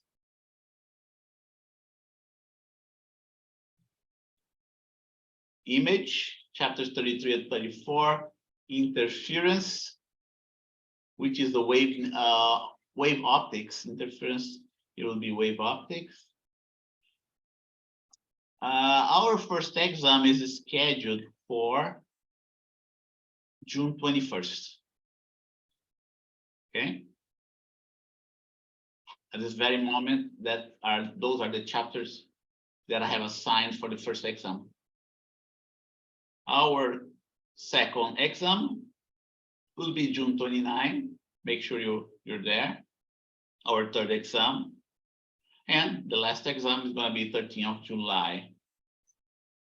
The materials, the topics are organized here: electromagnetic waves, right? Images, interference, diffraction, relativity. That's where the physics of the 20th century starts. Okay, matter waves 1 and 2. And hopefully we'll have time for the atom as well, to cover the atom as well. Let's take a look. And the book is here. We start with oscillations. Chapter 15 goes to first part of waves and second part of waves. And then we skip all the way to chapter 33, 34, 35, 33 all the way down to 40. Okay, we skip all the way down here. Electromagnetic waves. If you took physics 38, most likely you stopped right in here on chapter 32, Maxwell's equations. And in the Los Angeles Community College District, we leave electromagnetic waves for this course. Why is that? Because first you have to learn about waves before you learn about electromagnetic waves, okay? So it's a different way of organizing the course. We leave oscillations and waves for the last physics course. Then we cover images, okay? Image by plane, that's what geometrical optics is all about. That's the chapter that's applied to my devices, right? The one that you saw there. Let's see if I can get it again here. My website. So if you want to understand my work, you have to master this chapter on images. Going back here. Nope, not this one. This one here. Images and plane mirrors, spherical refracting surface, seeing lenses, optical instruments. Okay, optical fibers is a type of optical instrument. And then we do wave optics, interference due to waves, due to optical waves. Very important, this chapter. Diffraction is part of wave optics as well. There are all sorts of applications, practical applications of this knowledge that is covered in those 3 chapters. And then finally, we get into the physics of the 20th century. Relativity, photons and matter waves, more about matter waves and atoms. Okay. So that's a quick review of what we are going to do during this term. Okay, any questions before we move? How many students we have? 9. Let's take a look at that. Okay, 9. Okay, let me save that. Save here. And must be this one. Oops, cancel.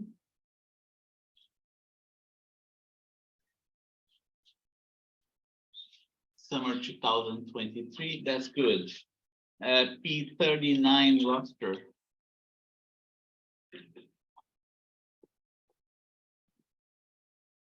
And it's 10:16 right now. Let's see.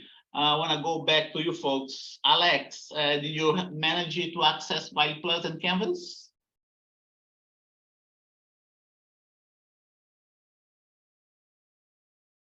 Yes, okay, good. Both of them, right? And Stephanie, were you able to access Wiley Plus and Canvas? I can access Canvas, but I'm still doing Wiley Plus. Okay, you're still working on that, right? Yes. Okay, you do access. That's good. I'm gonna put here W for working. Okay, let's go to the next one, Zaid. You accessed both. Alex accessed both. Can I access one? Okay, good. Zaid, good. Kartika already told me, right? Mary, Yes. both of them. You access both of them. Yes, Mary? correct. Okay, thank you. Ashley, did you manage to access Wiley Plus? Ashley Tai, right? Hello, Ashley, are you there? Okay, I cannot hear from Ashley. Let's go to the next here. Alexis Valley, were you able to access Wiley Plus and Canvas? Yeah, I was able to access both. Oh, great. Okay. And at this point, I believe you already created an account there, right? Trial account. Were you able to also to create a trial account there? Yeah, I had to use my Gmail or. Yeah. Okay. Okay, good. So again, I already posted the homework of the first 2 chapters, okay, 15 and 16. And as we go, as time goes by, I will post the other ones. They're already prepared them. It's just a matter of posting them for the proper, with the proper deadline. Let's see, there's one more student, right? Daniela, okay, Daniela, you cannot access Canvas, right? But were you able to access Wiley Plus? Yes, I was able to make the account for the Wiley. Okay, good. And now Canvas, it all depends on, you need to add to the course, right? Did I already give you an ad code, by the way? Yes, you did. Yeah, I'm in the online chat lobby with the counselors to try to see if they can help me with that in overwriting the prereq. Okay, that's good. Thank you. Okay, it's 10:19 right now. Let's go for another break. Right, I usually have like a 15-minute break, and when it's around 11:30, we have a longer break, so we can have our lunch, right? Like a half an hour break. And so let's go for our break right now. It's here you go. That's my notes. Okay, here you go. All the topics of the summer session, right? And break until 10:35 a.m. Okay. So I see you in 15 minutes.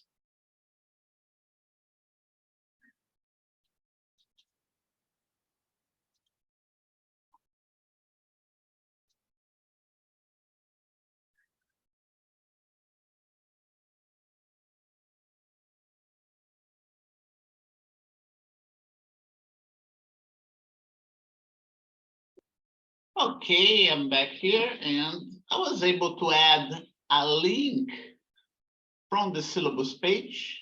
Okay, so now this link takes you to the modulus page. So if you click here, take you to the syllabus, right? Here's the syllabus. And by the way, I just put a brand new version of the syllabus right now. and with the correction that I was doing online, right? Or that I was doing just now. So if you go to home, all you have to do is to follow this link here to get to the place where all the documents are going to be posted, okay? That's like I said, you know, there is a link here in my, you know, here's the video of my last year's course. It shouldn't be much different from what I'm doing right now. And so if you want to review this video before you come to the class again tomorrow, right? Take a look at this one here, or even if you want to review the material that we did today, you can look at this link and then you can look at this other link here. Okay, but I'll be posting today's video anyway. Okay, any questions? So what we're going to do right now, we're going to start with what really matters. I have my notes right here, and let me do something else too.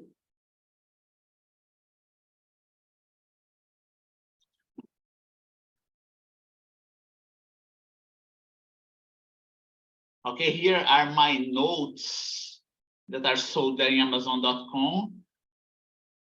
And we'll be following whatever is spelled out here. It's not a fancy ebook, it's just something kind of simple, but again, that has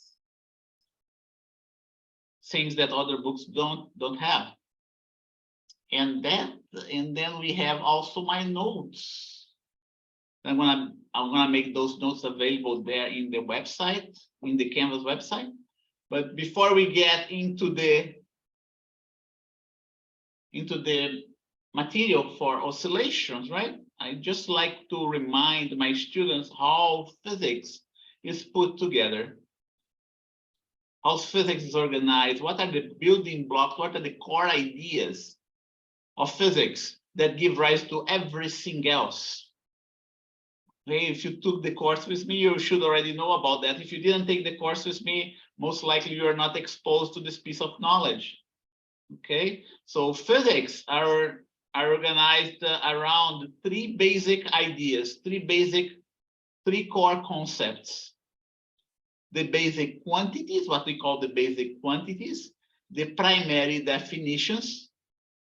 The basic quantities, by the way, are scalar quantities. The primary definitions are vectorial quantities.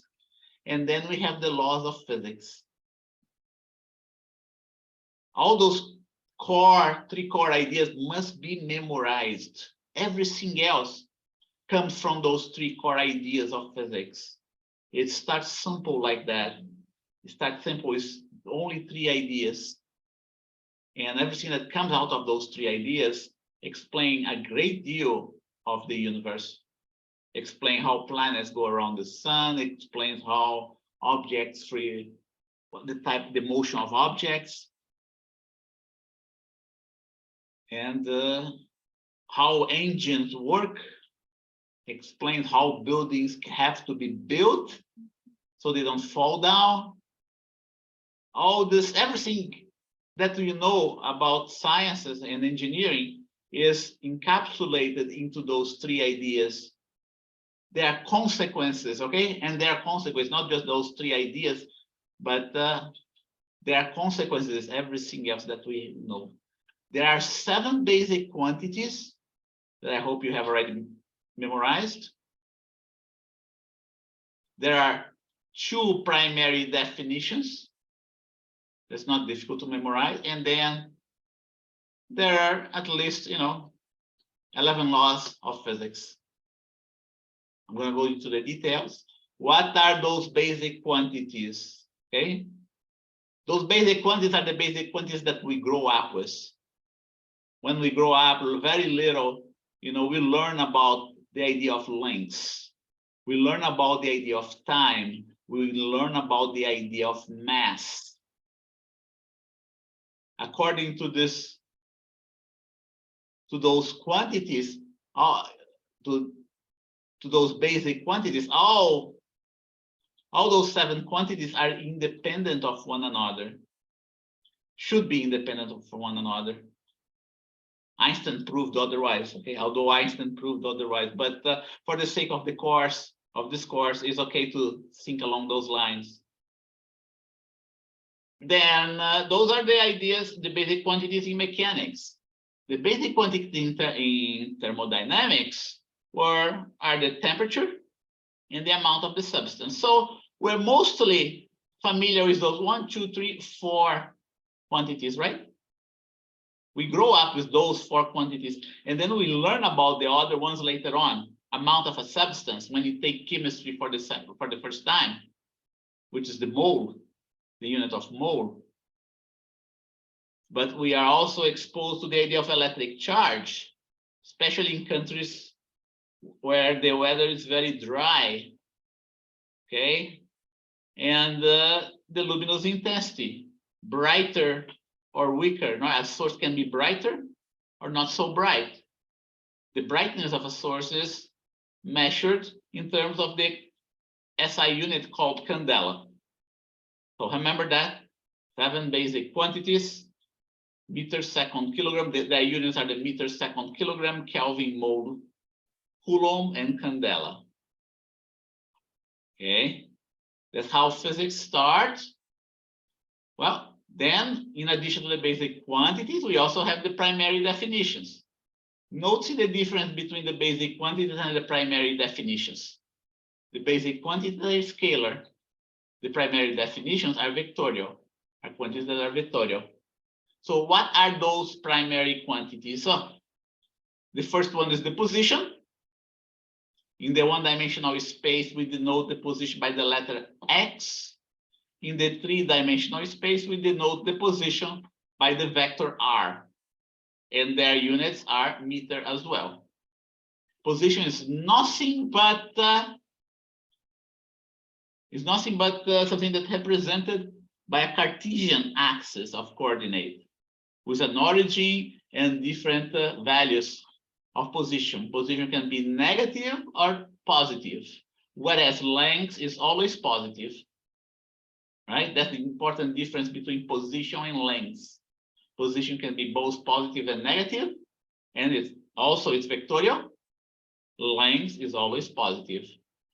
Force is this other important primary definition. Force is a push or a pull. Okay, a force can be. I don't think your screen is shared. Oh, I'm not being shared. Let me see. Oh yeah, I didn't share. Thank you. Thank you for letting me know. Yeah, every now and then I forget to do that. Huh? Here you go. Yeah, let's do the following. Let me post those notes so you have something to go through, right? In case I forget to save. Sometimes we become so involved in the document that's in front of me that I forget to check my chat messages. But thank you very much for reminding me. So let's see, here you go. Well, this way I will post the PDF document there in P39 notes. Do not forget that the notes of the last summer are here.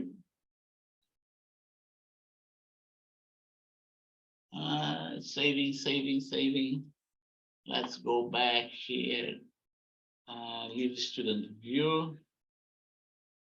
Okay, and I'm going to add another module. Notes.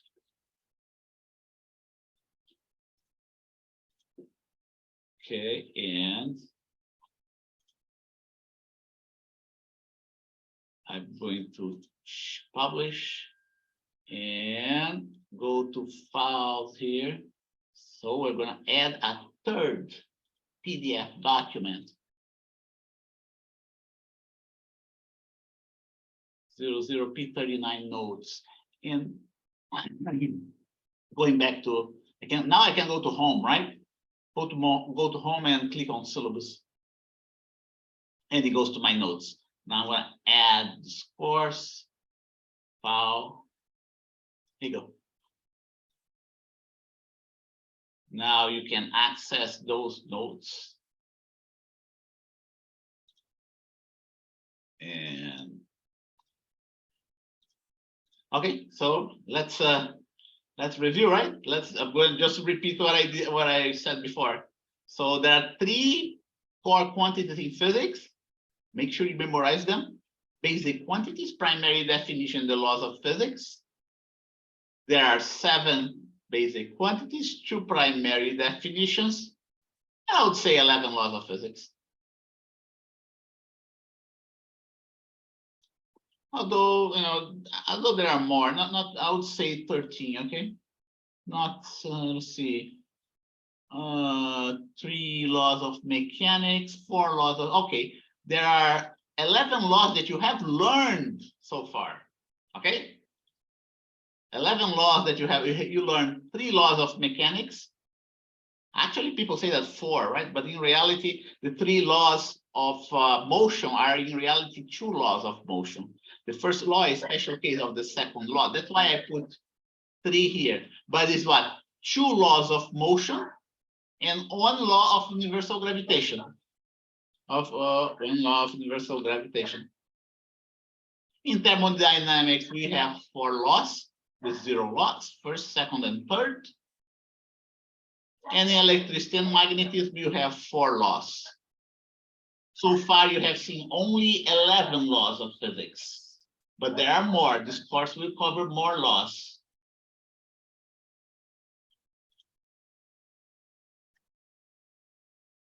There are 2 laws of relativity, the laws of quantum mechanics, and also, let me put here,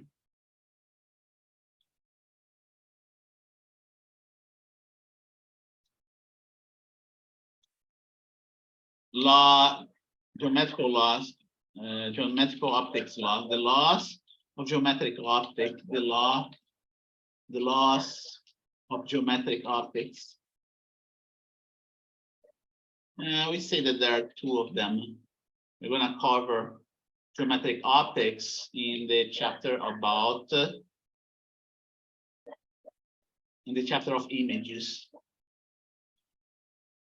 So overall, there are 2 here, 2 here, and then there are the laws of quantum mechanics that are 3 laws of quantum mechanics. We're not going to cover all the laws of quantum mechanics. But that's what you have to do, that you have to memorize, that you have to understand. And if you understand those 3 ideas, those 3 core basic ideas, it's gonna go for a very smooth ride for you. Okay. So the above information is something that you have to memorize for the rest of your lives. That's what I tell my students. You're in your deathbed and you're still reciting all those core ideas, including the laws of physics. If you want, people who win the Nobel Prize are those who discover a new law of physics. Okay?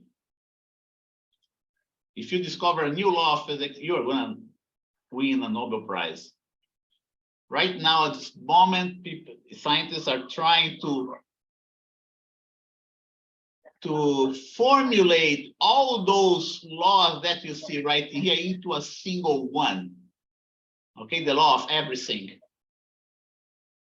The theory of everything. That's what they're trying to do. They are trying to combine everything that you see here into a single law.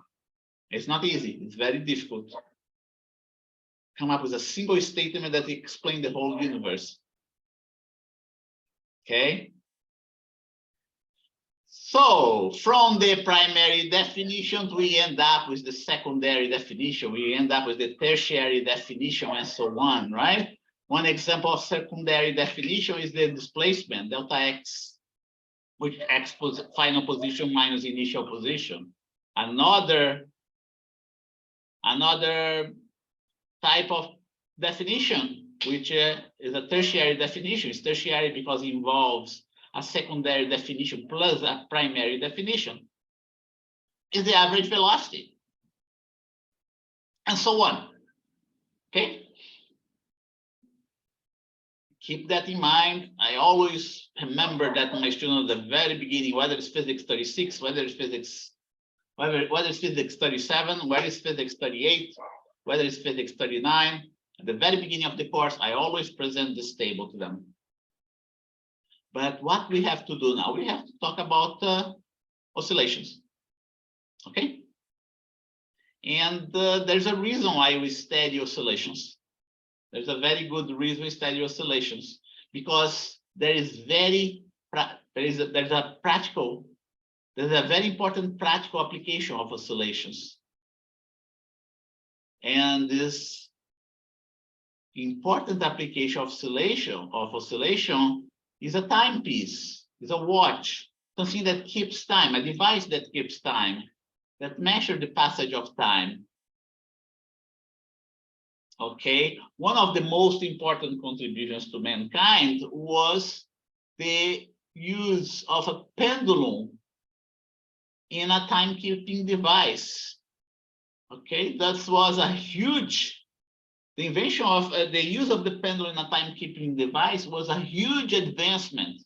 You can imagine how important was the invention of the use of the pendulum in a timekeeping device. And the first guy who visualized that, the use of a pendulum in a timekeeping device, is someone that you already know. He's called Galileo Galilei. The story goes that he was at the church and he noticed the oscillation of the chandelier of the church at the top of the church, right? He saw the chandelier oscillating back and forth. The wind would blow by and would make the chandelier oscillate back and forth. And then Galileo, think about that. It was around the 1500s. We can even go to Wikipedia where they talk about that, right? Let's go there to Wikipedia. I always like to show that to my students. Galileo Galilei, Wikipedia. And the story goes that, no, I don't want Portuguese, I want English. Let's see, the pendulum. Chandelier, let's see, chandelier. Okay, here you go. Career of a scientist. In 1581, when he was studying medicine, Galileo Galilei noticed a swinging chandelier, which air currents shift about to swing in larger and smaller arcs. Okay, that was something that anybody could have seen. We had chandeliers, we have devices that would swing by according to the motion, to the air current, for thousands of years, but nobody stopped and start thinking like Galileo thought at that time. He started thinking whether he could use the motion, the swinging motion of a chandelier as a timekeeping device. Okay. So up to that moment, what people would use as a timekeeping device, they would just use heartbeat, provided you're not jogging, right? Provided you're just steady there in your chair. So you'd go to your heartbeat and you count how many heartbeats would take for someone to pass by you, for instance. Okay. It seemed by comparison with his heartbeat that the chandelier took the same amount of time to swing back and forth. The heartbeat, yes, it has almost the same amount of time if you are steady, if you're sitting down, okay? If you're jogging, the heartbeat is gonna change. No matter how far it was swinging. So that's what he knows. He knows that no matter what was the amplitude of oscillation of this chandelier, no matter how far it was from the position of equilibrium, Galileo, he starts thinking, okay, it looks like this thing has the same period of oscillation, no matter how far it is from the position of equilibrium. That's when he,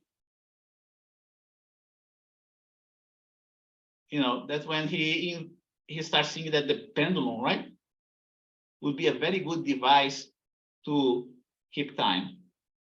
That's just one, and let's take a look. That's not the one I want to to show you. There's another article in Wikipedia, very important, timekeeping. Time. Let's see, maybe it's here. No, we should go for clocks. Clock. Let's see. History of measuring devices. No, we should go to pendulum. That's not the one. Must be pendulum. Let's see. Pendulum. Clock. Let's see. History. No, that's not the one. Oh, history. Must be this one here. Galileo's research. Okay. So before Galileo, there were other people who. One of the earliest known uses of pendulum was the first century seismometer. Okay, so pendulums were also used for as a seismometer by the Han Dynasty in Chinese. Okay, large hand pump pendulum. Okay, were used as sources of power. But Leonardo da Vinci made many drawings of the motion of pendulums, though without realizing its value for timekeeping. Do you see that? It took Galileo Galilei to start thinking about that. It was back in the 1600s. Italian scientist was the first to study the properties of pendulum beginning around 1602. The earliest extant report of his research is contained in a letter to Guido Ubaldo dal Monte from Padua, 1602. His biographer, student Vincenzo Viviani, claimed his interest had been sparked around 1582. By the swinging motion of a chandelier in the Pisa Cathedral. Galileo discovered the crucial property that makes pendulum useful as timekeepers, called isochronism. What's isochronism? The period of a pendulum or the pendulum is approximately independent of its amplitude. What means by amplitude? Okay, let's go back to my pendulum here. There you go. Amplitude is the distance from the point of equilibrium. Okay, here's the point of equilibrium of the pendulum.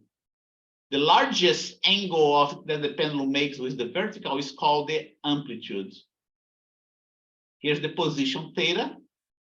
Oscillate. So what Galileo discovered is that no matter how far away from the equilibrium position the pendulum started, he discovered that the period of oscillation was almost the same.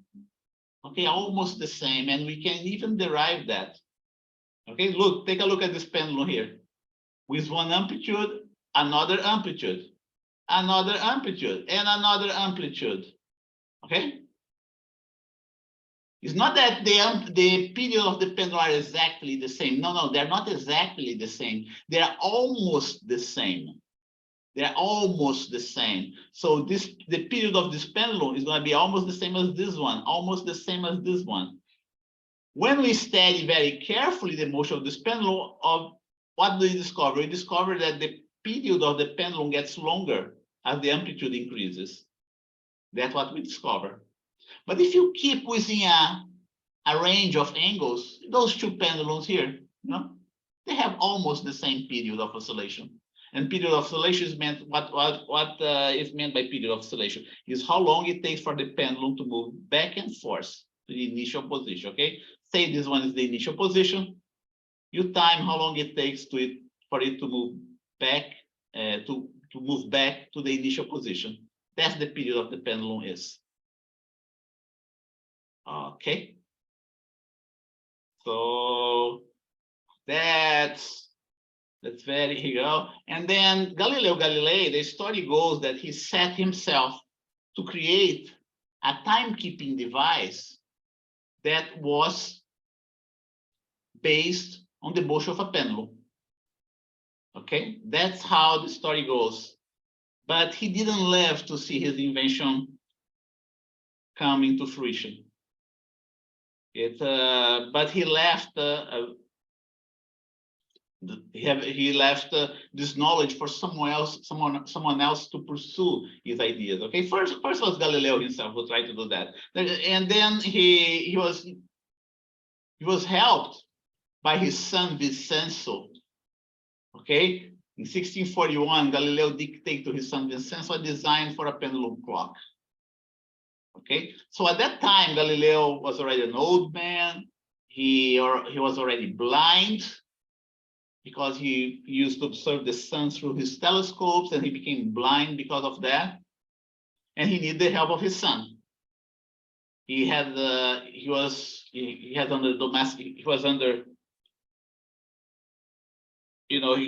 been persecuted by the church at the time, and the church said he couldn't leave his estate. Domestic arrest, right? He had been arrested basically, but he couldn't leave his estate. And some people say that was during those years, it was his most productive years of his life. And he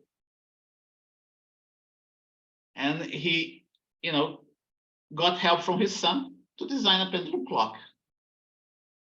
It happened that Galileo died. Vincenzo continued his work, his father's work, but he couldn't complete it and died soon after the death of his father in 1649. So it was for someone else to continue this work, which was the Dutch scientist Christian Huygens. That was the guy who finally completed the work that Galileo started. Okay, it was a great improvement over existing mechanical clocks. Just great improvement is a misnomer for that. It's not a great improvement. It's just a huge improvement compared to the clocks of the time. Their best accuracy was improved by around 15 minutes deviation a day to around 15 seconds a day. Think about that. So the best clocks at the time had a deviation of 15 minutes a day. The best clock of the time, whereas the pendulum clock had a deviation of only 15 seconds a day, 60 times better, almost 100 times better. The idea was so good that clocks based on pendulum, the idea of clocks based on pendulum spread over Europe, and everybody started retrofitting the existing mechanical clocks with pendulum. That was the great idea that Christian Huygens had, which started, of course, with Galileo Galilei. Okay, and that's where oscillation motion. That's one of the important applications of oscillatory motion. Okay, so the idea here is to model this type of device. How do we model this type of device, right? So we have. I'm going to get some illustrations here so we can see better how resume. Okay, so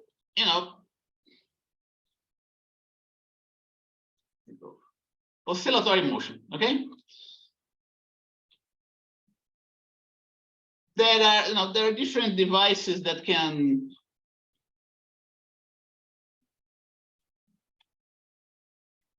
that we can use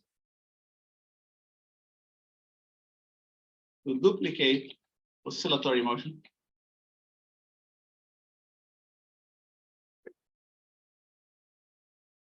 One of them already told you is the pendulum, right? One, the simple pendulum, for instance.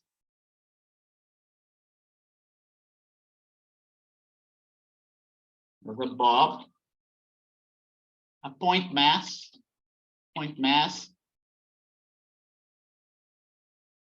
attached to a string, suspended, right? Suspended by a string.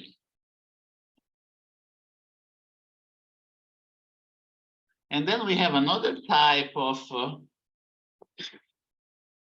device that produces oscillatory motion. We have also the physical pendulum. We're going to do a lab on that. A rigid, what's a physical pendulum? Is a rigid body oscillating about a point. In a way, it's very similar to the simple pendulum, but it has some different periods of motion. And the other one that we're going to concentrate at this point, and then we're going to go back to the simple pendulum, is a mass attached to a spring. Okay. In this case, we have already studied something like that. Okay, elastic force, right? The mass is subjected to what we call, in this case, the mass is subjected to an elastic force. In this case, the mass is subjected to an elastic force dictated by Hooke's law.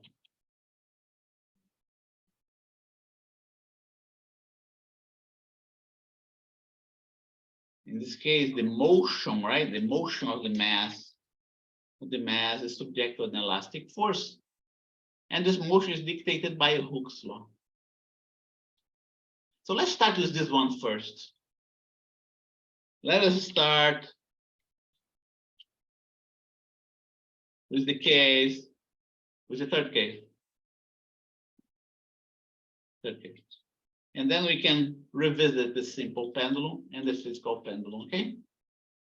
So here is my illustration. We have a spring, not a string, a spring of value K. Okay. And then what we're going to do, the end of my spring has a position 0. Here's my y-axis, documenting the position of the end of the string, right? When we attach a mass, something happens to the position of equilibrium of the string, of the spring. Because the mass applies a gravitational force in the spring is displaced a given amount. I call it y. Can you picture that? Okay. The weight of the mass ends up being equal to the elastic force, to the modulus of the elastic force of the spring, Ky. Make sense? Okay. The mass is not oscillating yet. I just added the mass there, brought it down slowly until it came to the position, to its new position of equilibrium. And now we have a new position of equilibrium that I call the O prime, different from the O or the 0 position of equilibrium. Okay, we have the 0 prime position of equilibrium, which is, by the way, is my new origin of my y prime axis. Initially, we have the y-axis, and now we have the y prime axis with a new position of equilibrium. Okay, and there is a relationship between, this new position here and the other one, which is given by mg equal to ky, y equal to mg over k. Okay. So what we're going to do next? We're going to do, in order to put this mass to oscillate, we have to displace it from the equilibrium position and release it. Okay. If we do that, assuming that there are no losses, the mass is going to oscillate indefinitely. Okay. That's the movie, right? That I have here. Here you go. 1, 2, I have only 3. Right? I have only 3. Here you go. The mass is initially at rest, but the elastic force ends up being greater than the force of gravity. Because of that, the mass tends to go back to the new position of equilibrium. So that's what it's doing. But once it reaches this new position of equilibrium, now this mass has some inertia. It has a velocity vector. Notice that I put here v different of 0. Can you picture that? I'm going to use this arrow to show that we have a velocity right here. And by the way, this velocity is going to be the greatest of all velocity. I'm going to go.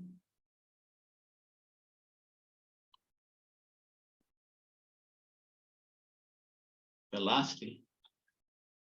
And I can do the same for the previous slide, right? Let's see. Here's the velocity 0. Here's the velocity initially 0, but the force is not. Consequently,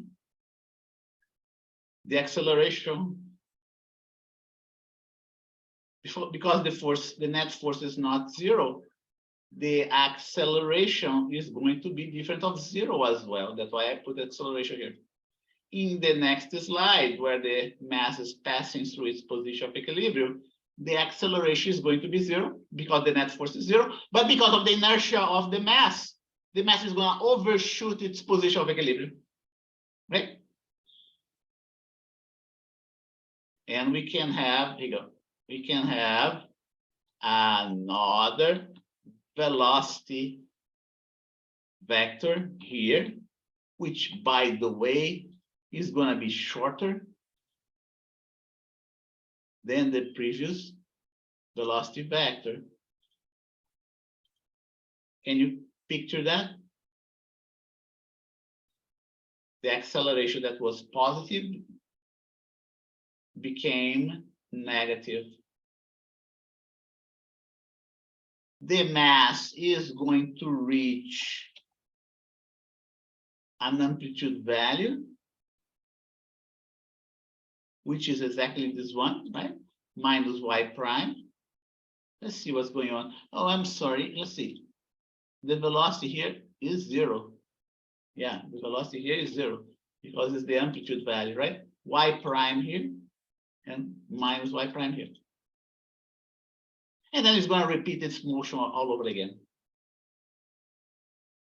Okay. Notice that this is the 0, the initial position of equilibrium, right? It gives out the mass. And here is the other side of the amplitude. Can you picture that? Now try to play a movie in your head, right? And I'm going to do the following. I'm going to put another slide in between. In between.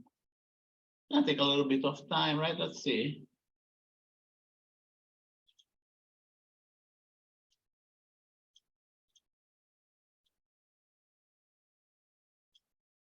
Like that. I'm going to shorten a little bit. Move a little bit higher. The force is going to be a little bit less than before. I gotta move it higher than that.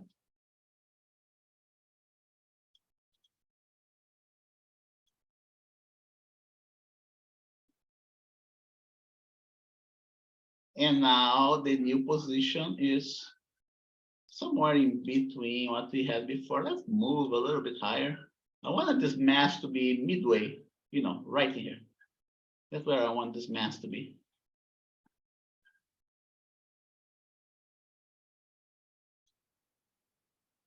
Okay, looks like I went too far away with my spring. Now I'm going to stretch it a little bit. Better now. We still have an acceleration, but the acceleration is going to be smaller than before. The force is going to be, let's see.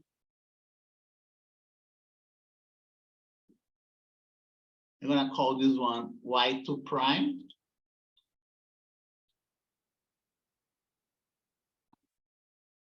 Okay. Y2 prime.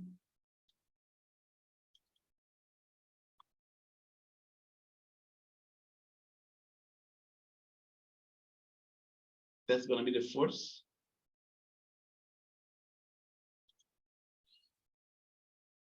No, wait a minute. This one is supposed to be. I will call this one Y, genetic Y, to keep up with the same notation. The acceleration is going to be a little small, and then the velocity, which was previously 0, is going to be, I'm going to put that, it's going to be different of 0. Right? Now I'm going to put it in a different color so you can associate the colors.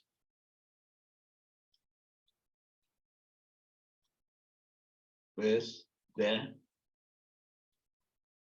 okay, here you go. It's not going to be 0 here. Let's see what happened here. The force is greater, is the greatest right now, because it's maximum displacement from the equilibrium position. Velocity was 0, and then it increased. I'll put my velocity equal to 0 right in here. Right? Note, see that the force is also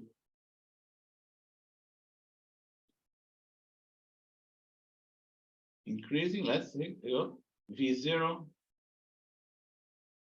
Next one, I'm going to put my acceleration right here at this spot, and I'm going to say that the acceleration is 0. The net force is going to be 0 as well, and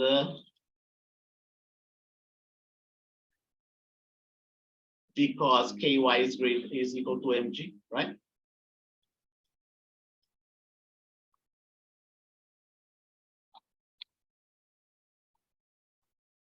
Okay, I don't need that. And let's take a look at our velocity. Our velocity that was smaller at this instant of time is going to become larger at this instant of time because it's passing through the position of equilibrium. I don't need that. Right? Velocity equal to 0. I'll put that red. Increase. And once it overshoots, right, start to move, the acceleration changes direction, and the mass is slowed down. That's the picture that you have to have before. This is just a qualitative treatment. That's the treatment we make before we start working the formulas, before we start solving the problem mathematically. Okay? And let's see if we have any questions so far. Did you get the idea so far? Okay, here you go. Acceleration is greater. The magnitude of the force is greater. The net force is greater. The velocity is 0. And then the velocity started increasing, reach peak velocity, peak speed at the equilibrium position, then it starts decreasing. I can come up with the other, right? With the other frames of my movie. Remember, this is no Avengers movie, right? But that's how an adventure movie starts. You start with very simple drawings. Start with very simple scripts. In case you do not know, right? Walt Disney himself. What I'm doing here is called. This one is called a storyboard. And it was Walt Disney who invented the storyboard. That's why we celebrate him so much. That's why we celebrate Walt Disney so much, okay? Now the net force now is gonna be down. Okay. That's going to be, let's see, this guy is going to be shorter.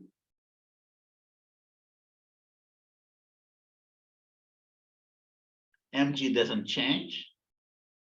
So the net force is downwards.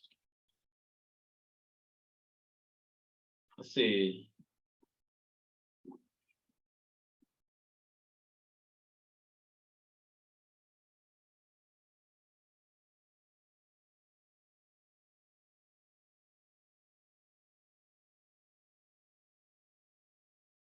And I'm going to move my mass upwards.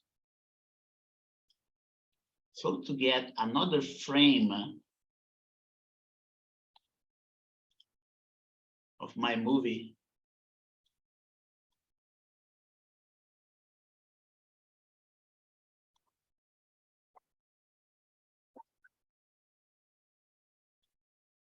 Okay. The velocity must decrease. And the acceleration must change direction. So here you go. Here's the acceleration. Let's say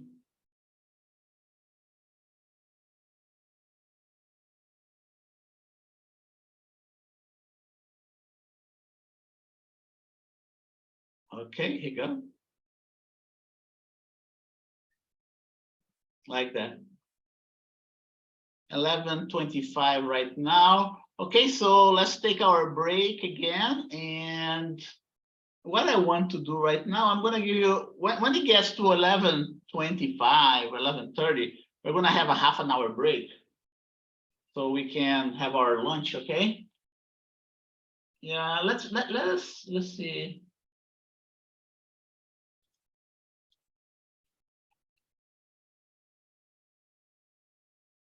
And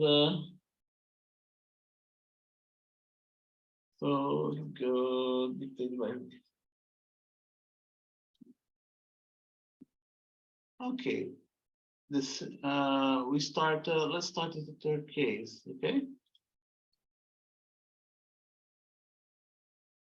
we start with the not the simple pendulum. We start with the mass attached with a mass attached to a spring. Okay, a mass attached to a spring. So now there is a break 11. What 11:27 right now? Till from 11:27 a.m. You know what? Let's go until 12 noon. Okay. You might want to have your lunch right now. I'm gonna have my lunch as well. And then we elaborate more on the motion of the mass as attached to a spring, okay? So if you don't have any questions, I see you in half an hour.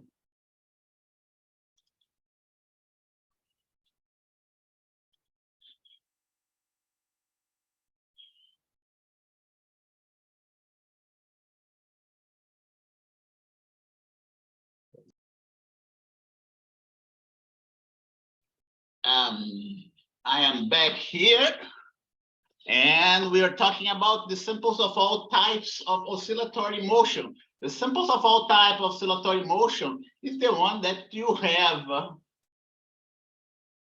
a mass attached to a spring. Okay, and this one here that I was showing to you before, right? So let's document that in our notes, okay? The simplest type of oscillatory motion that exists is the one in which a mass is attached to a spring, okay? Displaced. Oh yeah, let's see, screen sharing, thank you. Yeah. One more student coming. Okay, the simplest type of oscillatory motion is the one of a mass attached to a spring, displaced from its equilibrium position, and left oscillating. Okay, whether it's the mass is in the vertical or horizontal direction, okay? Whether, and it's not just any spring, you know, it's attached to an ideal spring, okay? Ideal spring is not any type of spring. Displaced from its equilibrium position and left to oscillate. Whether it is whether the mass in a vertical or horizontal direction. You're going to see later on that the type of motion of a simple pendulum is very similar to that motion of a mass attached to a spring. You will see later on that the motion of a simple pendulum is very similar to that of a mass attached to a spring. Okay, but it was easier for Galileo and Christian Huygens and others to perform experiments with a simple pendulum than with a spring, right? It's far easier for you to get a little string, attach it to a stone, fix the other end of this string at a given position and let it oscillate back and forth, then to create an ideal spring. Okay, but today we start with an ideal spring because it's easier to derive the motion is easier to derive mathematically. Springs at that time were not widely available, right? So now, I'm going to show you another so-called movie, right? That's going to be that of a mass in the horizontal direction. In this case, you know, the friction can be neglected. Okay, so let's write that down there in our notes. Consider a mass attached to an ideal spring and put to oscillate in the horizontal direction over a frictionless surface, a surface in which the friction can be neglected.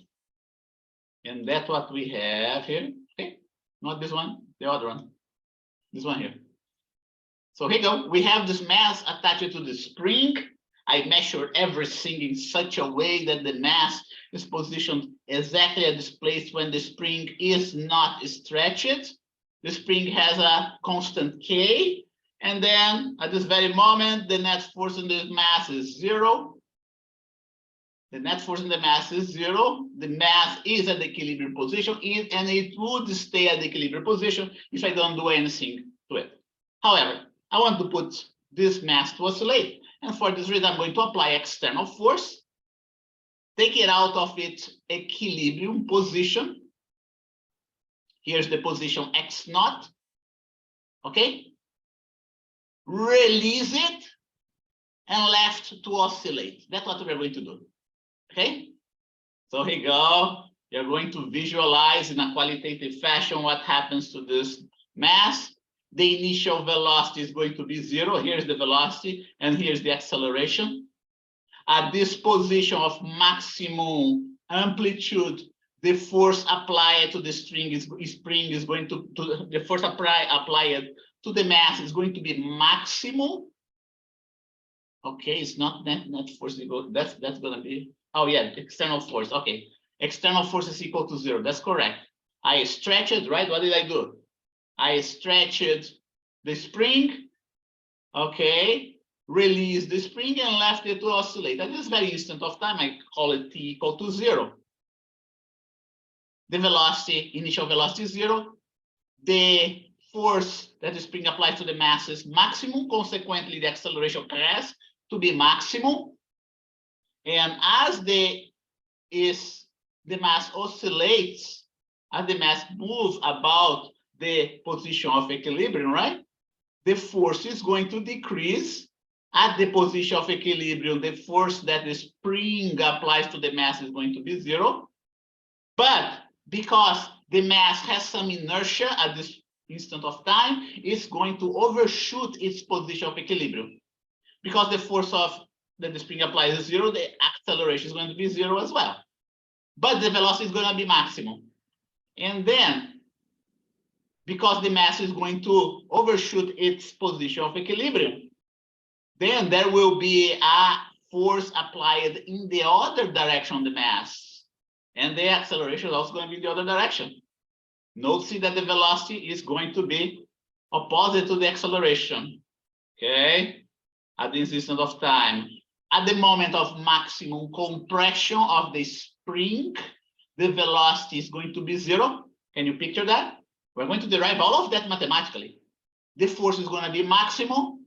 The magnitude of the acceleration is going to be maximum, and the mass will return to its initial position.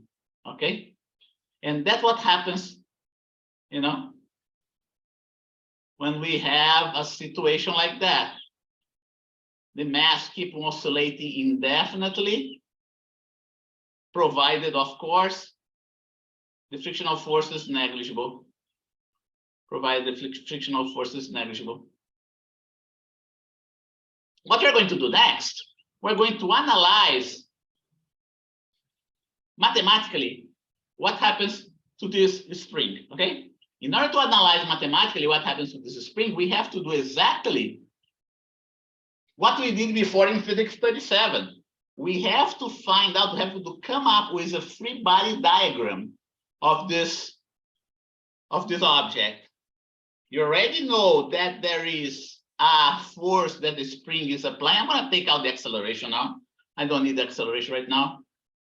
I don't need that for now. We already know that there is this force of the spring. Okay. Another force that we know exists is going to be the weight of the mass. I'm doing step by step here. mg, right? And the final force that you know that is out there is the normal. I'm not going to put the acceleration here yet. Oh, okay. Yeah. I'm going to put in the next slides.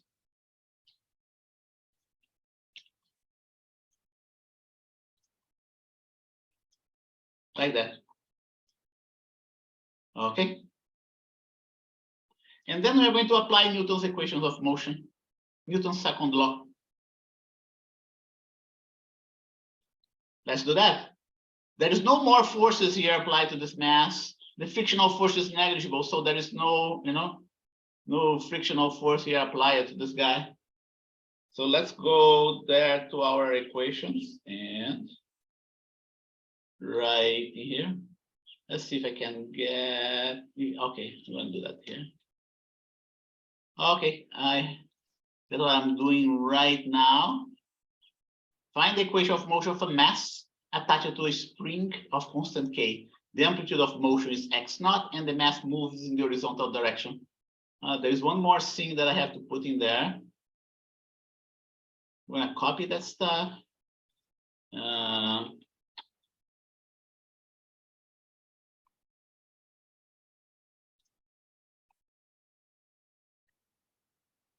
Okay. Solution. Okay.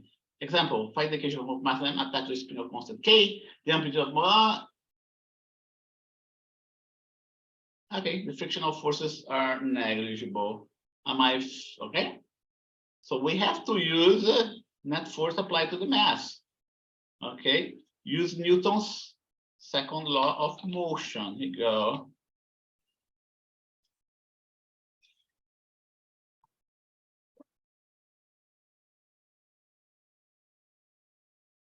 Mass times acceleration. And the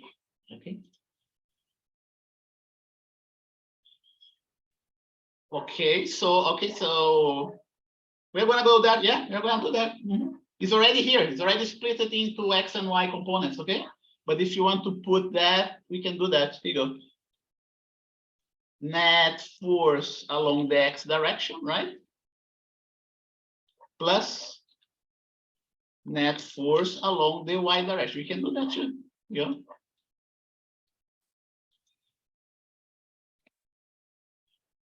Okay. You're going to see that, well, it is necessary. Yeah, it is necessary. I just didn't put there. Okay, why do I have that 0 here? Okay, so here you go. Now that you mentioned, right, let's talk about the net force along the X direction. I'm gonna put it, do it slightly different than what it is in my notes, since you mentioned. The net force that's in the X direction is just the force applied by the spring, right? Going back here. We have only this force in the X direction, right? And then we have this other force in the Y direction. I'm going to put that here. That's going to be mg plus normal. I'm going to put Y direction here. I'm going to erase that for now. Okay, but going back to our situation here, it's very clear that this mass is not moving along the Y direction, right? Is it mass moving along the Y direction? There's no motion in the vertical direction here. Okay, consequently, because there is no motion along the vertical direction, because there is no motion along the vertical Y direction, right? The component force must be 0, right? So here you go. So the net force along the Y direction must be equal to 0 because there's no motion along the Y direction. So if there's no motion along the Y direction, it means that the mass is either at rest along the Y direction or moving with constant velocity along the Y direction, right? What really happens is that the mass is at rest along with respect to the Y direction. Having said that, now we can further simplify this equation. Okay, this term that you see right in here becomes 0. Okay,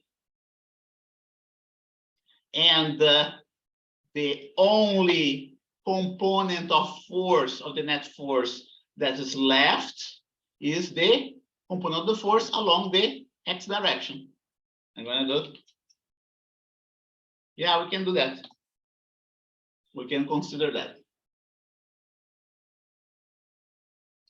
And now we finally have our, our equation that we can use, an equation that we can use to find the equations of motion of the mass. force of the spring, right, is equal to MA. Okay. I'm gonna put even. I'm gonna exaggerate here, right? Just to remind you that the net force is equal to the force of the spring. The net force has only an X component to it. Okay, and now we're gonna use Hooke's law. We're going to use Hooke's law. Hooke's law states that the force, the elastic force, is equal to Kx, but it is in the opposite direction of the vector x. Okay, it's in the opposite direction of the vector x. That's why we have this negative sign. We can analyze that right now. In this case, okay. I'm going to elaborate a little bit here. We had that vector position x. Remember that? Here you go. Here's my vector position x. Right? Let's see. What's the best way of? I did that for you. Go this one here. Okay, here you go. Here's my vector position x. In reality, this is my vector position x naught. Every time that this vector position x naught points to the right, the force of the spring points to the left. Okay, and we can do the same. It applies to other positions as well. Okay, it applies to other positions as well. Here you go. I'm going to get this one, this situation here. Okay. It's very important for you to analyze qualitatively your problem before you go, you know, before you try to solve it mathematically, okay? So here you go. Now I'm going to have this other position vector, but it's going to be a different position vector. I don't need this velocity vector right in here right now. Oh.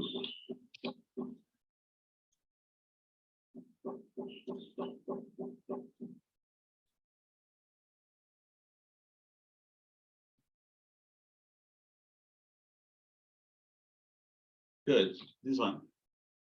I don't need this velocity, okay. And I'm taking the position vector with respect from the origin of my axis towards the center of my mass. And that's no longer x naught, it's going to be x. Okay. Note C, position vector to the right, force vector to the left, right? And we can do for the rest, for the other figures as well. You know, I did only for 2 here. We can do for the other figures as well. You know, position, here you go. Position vector to the right, right? From 0 to the left, to the center of the mass. Force of the spring to the right. That's the principle of Hooke's law. It's not a law, by the way. They call it a law, but it's not. Because the net force is equal to the force of the spring. Now we will be able to come up with this equation here. That's going to be the equation that's going to help us obtain the equation of motion of my object. Okay, I'm gonna write it down just like that, and now I don't need it. I don't need this guy here in the second. Applying, you know, applying Newton's second law. You go. Now I put it right in here. Do I have it here? Yeah, I apply net force. Apply Newton's second law. Find the equation of motion. It belongs right in here. But everything is along the x direction. Because everything is along the x direction. You know, this guy has an x hat here. The acceleration is going to be along the x direction too. But the acceleration can be here written in terms of a second derivative. Okay, so this term that you see right here, I'm gonna boldface it, is exactly this term right here. Okay. And because everything is along the x direction, we can reduce this differential equation from a vectorial equation to a scalar equation. There you go. If you are capable of solving this differential equation, you will be able to solve. You'll be able to obtain the equations of motion of your particle attached to the spring. The key now is how to solve this equation. It's not, actually it's very simple, okay?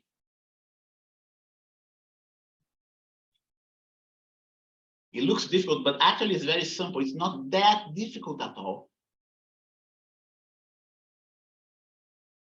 All you have to do is look at the equation and start thinking about it.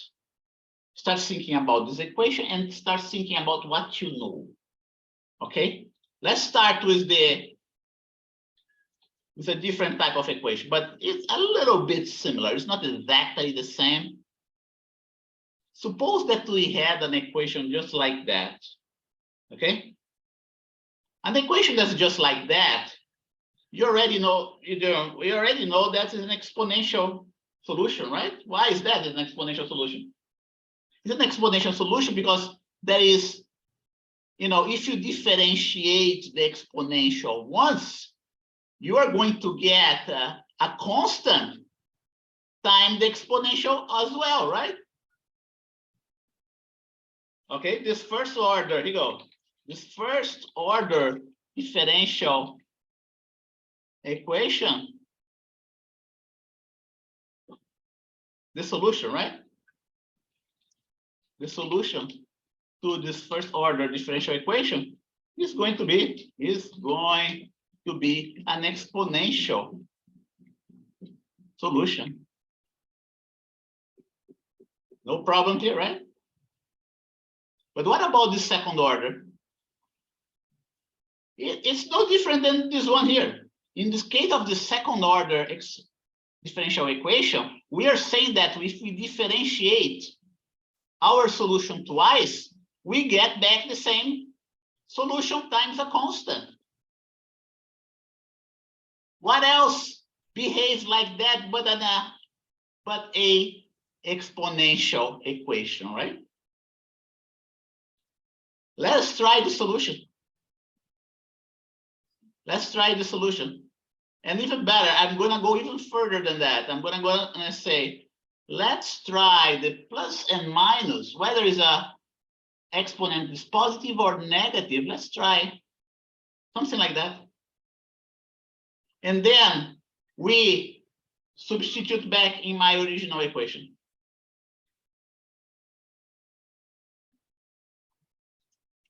So it is, normal, right? That order differential, the solution, right?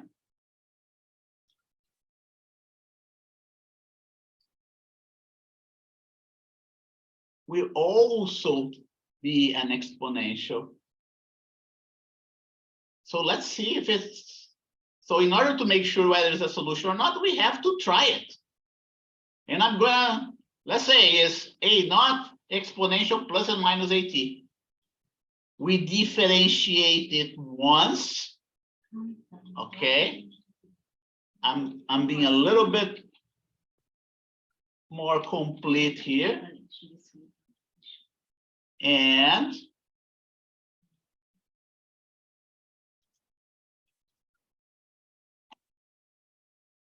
we get plus and minus a. I'm going to go another step. I'm going to get this plus and minus a and put in front of a naught. What do you do here? Okay. And then we differentiate a second time. We differentiate a second time. Let's not forget Here, what we have, I have two solutions. Can be either the exponent can be either positive or negative, right? And then here you go. We have the first. This one is the first differential. I'm gonna put it right in here.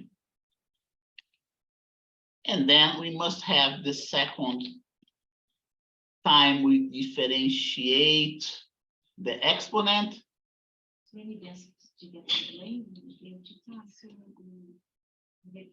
It goes like that. Make sense? So let's go. We still do not know what little a is all about. So what we end up having here is a plus and minus a squared.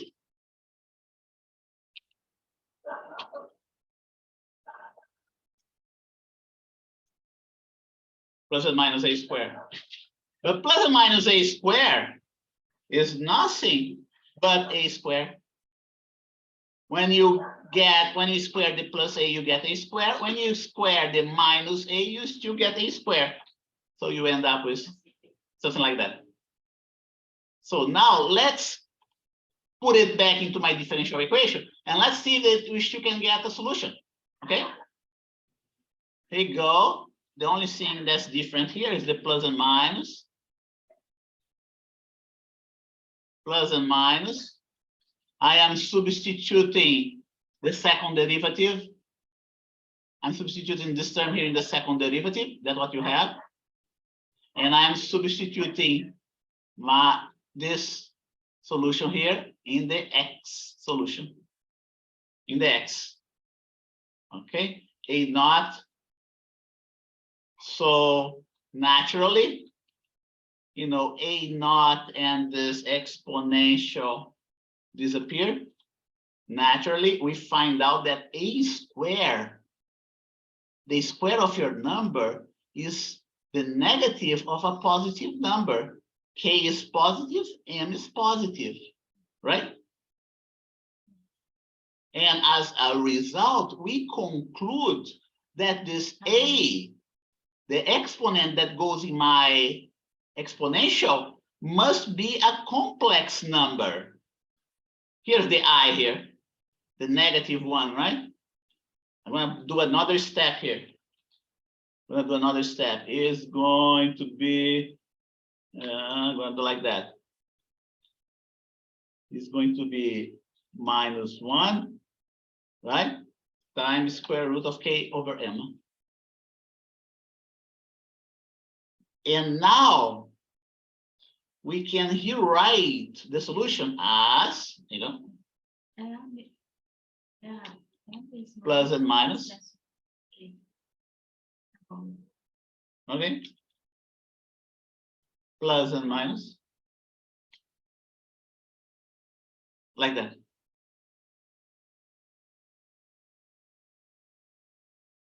But if you know, some of you must know that an exponential with a complex exponent can be rewritten in terms of cosines and sines. Are you familiar with that? I think it's possible to prove. That's possible to prove, okay?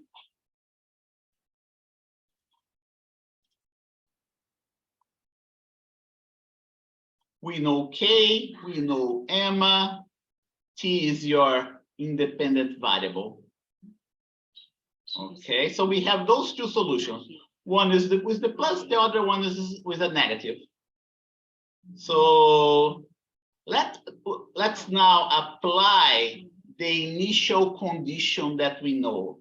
Okay, we know that the initial condition, you know, at time t equal to 0 is x naught. We know that. And I'm using the plus and minus right in here. Okay. No matter if it's plus and minus, okay. Since it's me multiplied by 0, you're going to end up getting a naught. So consequently, your a naught must be the amplitude of your oscillation. And that's a better solution to your problem.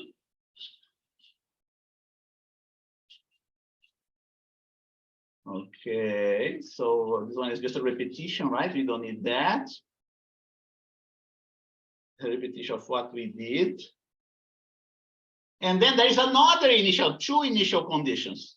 There are two initial conditions to your problem. The first initial condition is on the position. The second initial condition is on the velocity. Okay, we know that the initial velocity is equal to 0. So let's go ahead and differentiate our solution. Okay, that's my solution here. Let's see here. That's x. Let's see. X naught.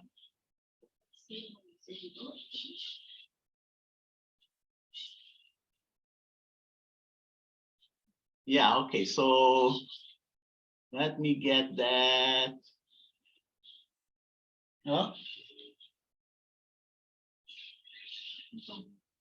Okay, yeah, that's a very important relation, okay? This type of thing, let me give you an okay, let me give you an example.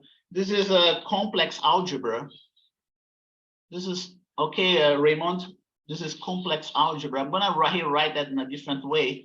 It's possible to illustrate that.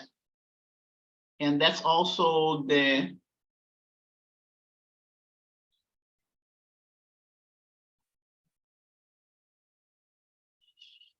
if you have learned about complex numbers, okay, you should understand it pretty easily. Let me, who has seen complex numbers here? Have you folks seen complex numbers?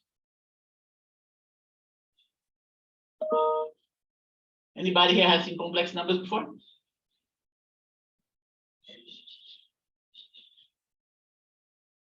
Yeah, that's right. The Euler's, that's a name for that, right? The Euler's equation, right? Yeah. Well, there's another way to illustrate that. Here, all you gotta do is to memorize that relation. All you have to do, but there is a way to prove that, okay? There's a way to prove that using Taylor series expansion. Okay, but there's another way too to visualize that. There's another way to visualize that. Let me get one. Not this one. I'm doing that from on the fly, so I have to start with a slide. Okay, this one right here. Okay, let's start with the complex plane. Yeah, let's see what they have here.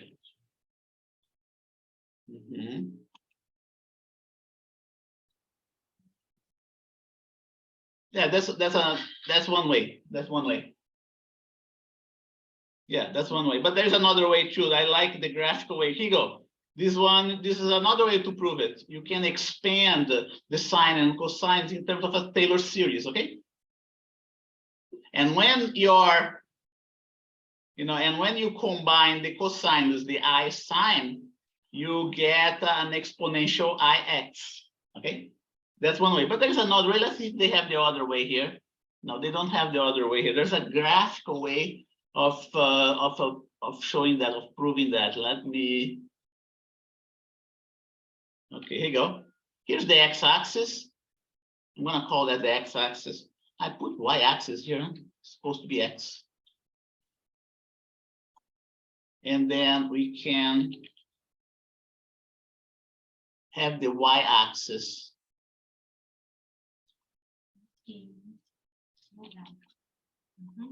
Okay, y-axis right here. Okay. And by the way, this one is the imaginary axis along the y-axis, imaginary axis. Any number in the complex plane, any number in the complex plane, here you go, I'm gonna get, we're just going a little bit a little bit of a tangent here because it's math, right? It's not physics, but a good way to visualize that equation is to think about of a point in the imaginary plane, real and imaginary plane, send to back. Okay. Here, you know, is a, I'm gonna call that A. I don't need this one here. Size and position. Let's see, not this one. Format shape.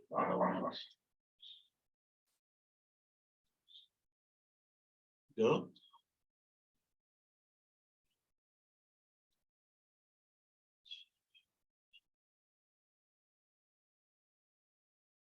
I think this one that I'm doing is more intuitive than the other way. The other way involves Taylor series, but it's also good. I like that. But graphical ways of explaining something are far more intuitive than mathematical ways, right? So here you go. Here we have this complex number in the complex plane that can be written down in terms of A plus BI. The real axis is along the x-axis. The imaginary axis is along the y-axis.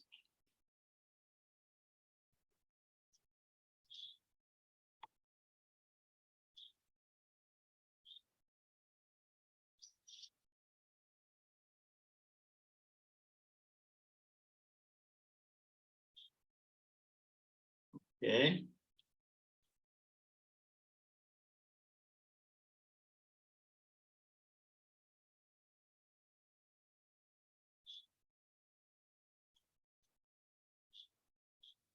And here, what you have an angle theta.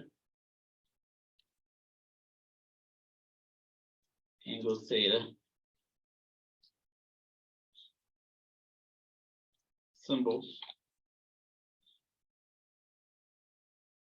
Okay, so this complex number can be written down in terms of A plus BI. Whereas the imaginary portion can be written down in terms of a sine of theta, okay? And the real portion can be written down in terms of a cosine of theta.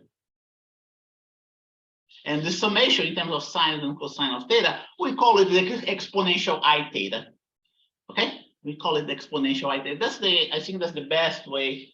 That if you want a more rigorous proof, you have to look there in the link that Raymond provided us, right? In terms of Taylor, that can be done in terms of Taylor series expansion. It's not, I prefer, for instance, I prefer this one. I prefer this proof, okay? So here you go. You have this Taylor series expansion of e to the x, right? Is odd and even functions. Sine and cosines are odd and even functions respectively. If you apply the same Taylor series expansion in terms of an imaginary exponent, you get exactly cosine plus I sine theta. Cosine plus I sine of theta, okay? That's the proof. That's the mathematical proof.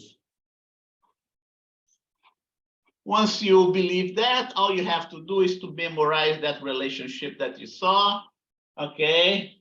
I love the Taylor series proof. Okay, I prefer that. I prefer the Taylor series proof. I prefer. Okay, but we don't do that here, you know. But it's very clear. Let's going back, right? Going back what we are doing here. Okay, and let's see, let's do another step here. Okay, don't forget this one here is going to be, you know, cosine. Okay, let's leave this way. Okay, let's go. Now let's do this one here, right? Derivative of the position at time t equal to 0. Dx dt ends up being what? You know, that's x. Okay. Dx dt ends up being x naught square root of k over m sine of that. Because I took the derivative of cosine, the negative sign must come into play here. The negative must come into play. And then we have to take a second derivative. Okay. The second derivative, the k over m goes outside again. I'm going to do another step. Let's see.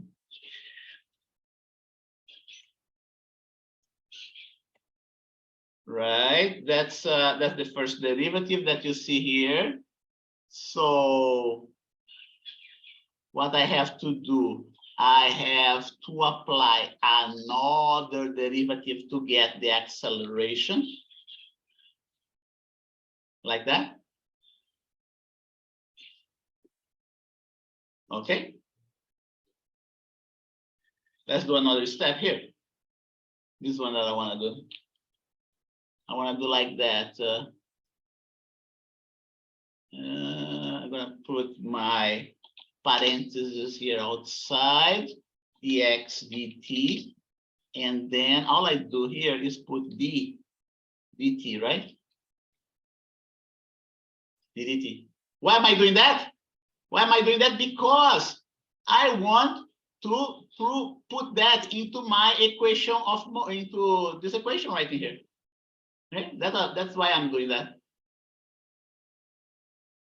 Get the second derivative.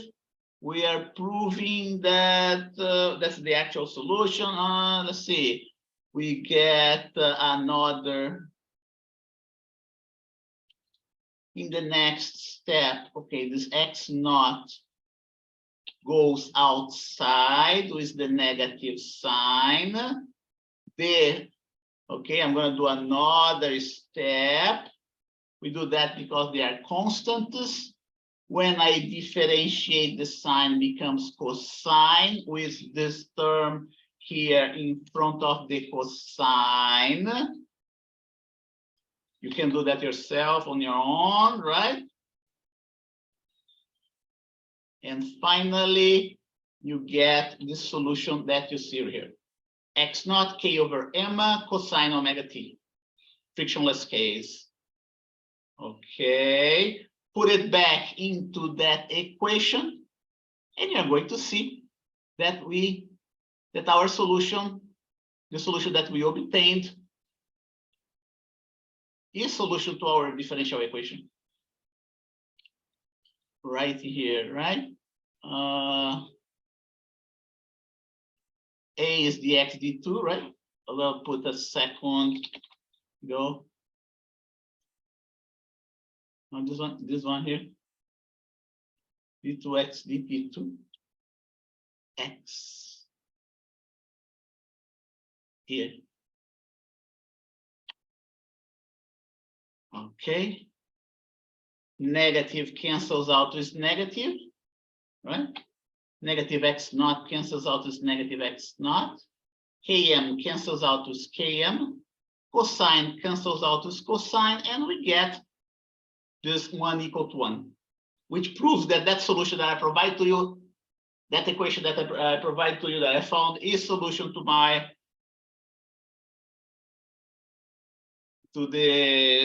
oscillatory motion equation.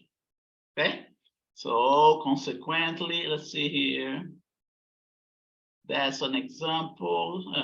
Find the equation of motion of a mass m attached to a spring constant k. The amplitude of motion is x naught, and the movement some frictional forces are negligible, and I have to put that the initial velocity is 0. I forgot that.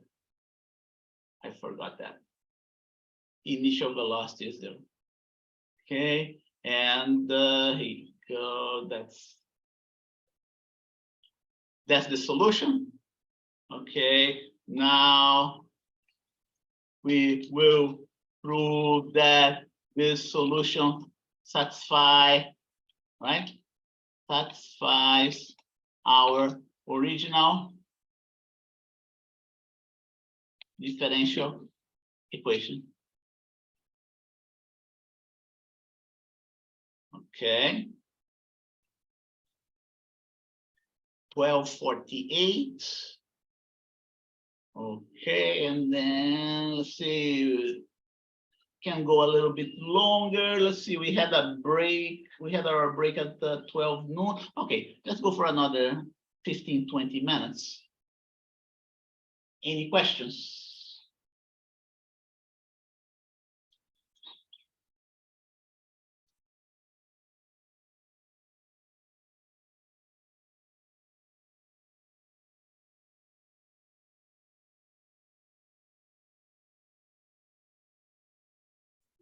If we're trying to solve for the position X as a function of time, I'm not really sure why we end up changing the unknown X value to X naught. Oh, because it's a given, right? Because here you go, let's do that again. You already what we know, right? Where is that solution? Here you go. Okay. Amplitude of motion is X naught, right? And going back here to our drawings, the situation is like that, right? The initial position is X naught. This one here. Let's see, this one here. Okay, the initial position is X naught, right? Make sense? Okay, we found that our solution is X A naught. Let's see, let's go back here. X A naught cosine of omega t.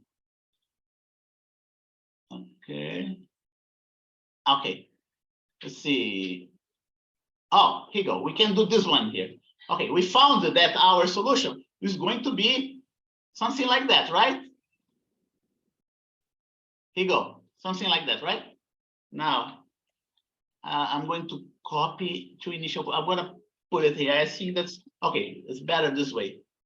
It's better this way. Okay. So, do you have any doubt about that? The solution? That's okay, right? Nope, looks good.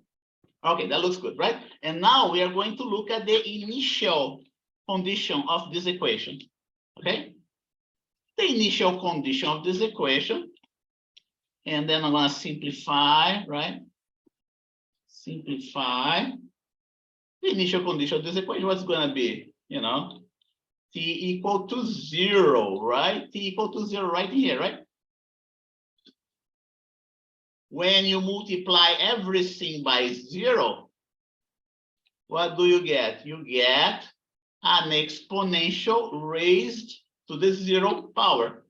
It doesn't matter if it's an imaginary or real number, it's still going to be 0. Zeros, you know, plus and minus 0 is still a 0, right? And now that you have an exponential raised to the 0 power, you have 1 right in here, right? And so what did I find out? I found out that I'm going to write that here. X at t equal to 0 is equal to A naught, right? A naught is my unknown, right? But I also know that at the initial position is what? X naught. Okay? That's why A naught ends up being equal to X naught. Okay? So, according to this drawing here, that should be t equal to 0. Make sense now?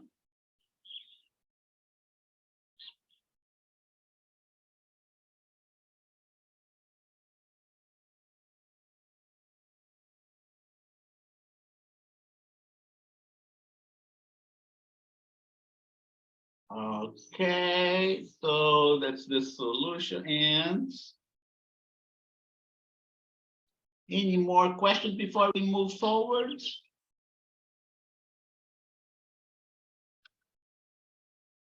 And now the equations of motion, right? The equations of motion is going to be, don't forget, let's see, let me fix something else here too, right? Find the equation of motion, the amplitude of motion. Now let's put this way. The amplitude of motion is x, the amplitude of motion and the initial position of the particle, right? I have to put that, it's x naught. And assuming frictional force is negligible and the initial velocity is 0. Now we have the right way of formulating this example. 1253, and I found the x position, and now I found also we have to find the equations of motion, right? Here you go. Here's one of the equations of motion. Here's the other equation of motion. Here's the final equation of motion. And what I did next was just to prove that this solution satisfy the differential equation, the original differential equation.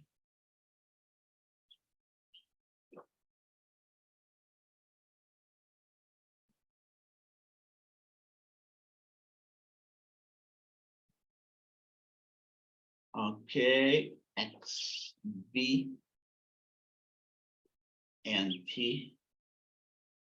Put the equations of motion all together. Equations of motion.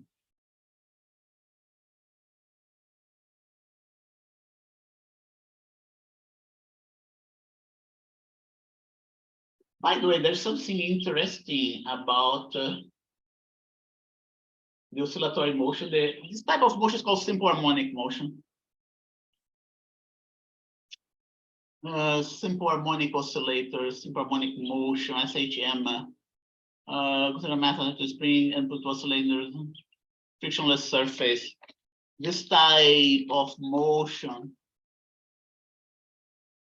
is called simple harmonic motion, and the device is called a simple harmonic oscillator. There are all sorts of oscillations. Simple harmonic motion is just one type of oscillation.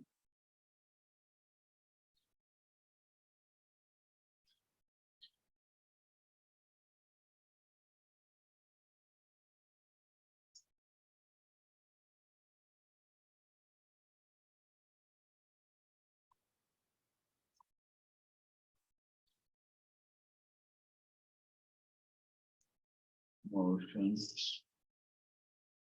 What else can, oh, okay, there is a nice graph. Let me share this graph with you here. If you plot the position of the particle against time, the velocity of the particle against time, and the acceleration of the particle against time, they are off phase. Their phase difference is 90 degrees difference. Okay, this guy here is ahead, yeah, it's 90 degrees, right? Whereas you have a peak, you have a node. Okay, and the other one you have a valley. So you have a 90-degree difference between those two, and a 180 degrees difference between those two. We say that a phase difference. Okay, and the phase difference, okay, comes exactly from those signs, not just from the sign, but also from the function. Let's take a look here. Here you go. See, this one here has a cosine, right? And this one also has a cosine.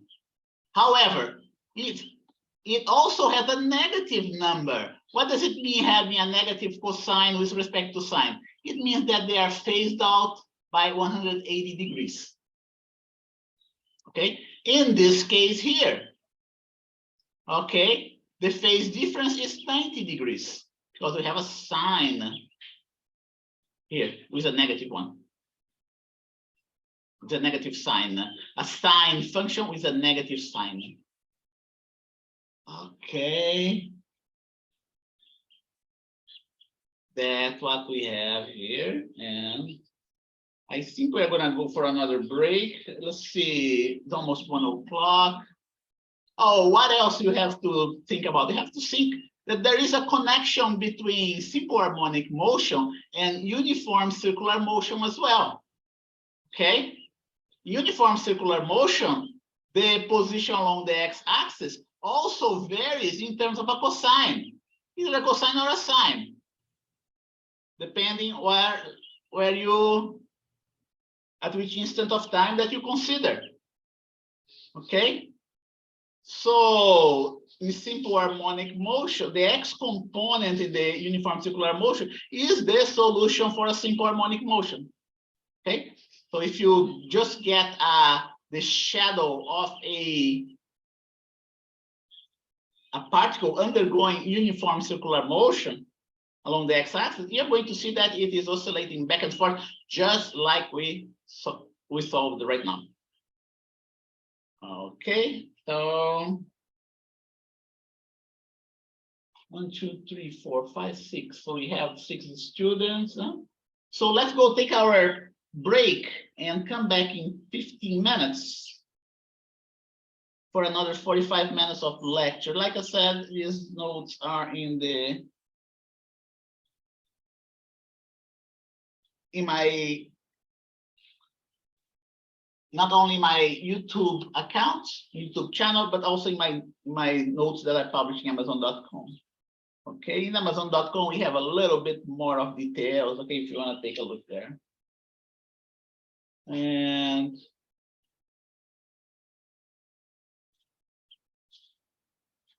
let's see if I have another. Yeah, okay. That's good. So I see you in 15 minutes.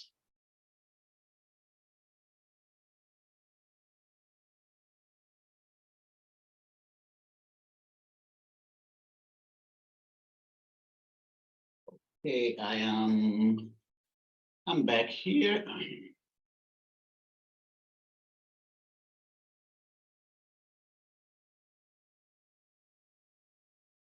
Okay, another 40 minutes. What else can we do with that? Here you go. We found the equations of motion for a simple harmonic oscillator. There are other things that we can do to analyze this type of motion. Okay, so here you go. First, another example here. Another example, right? What is example? What is the maximum velocity of the mass? Okay, of the above mass. Solution. Okay, that's one way. So we look at the relation here, not maximum velocity, but maximum speed. Even better, right? What's the maximum speed of the mass, right? Well, we gotta look here at the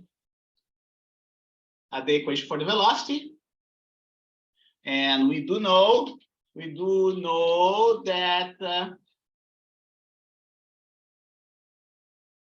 the sine function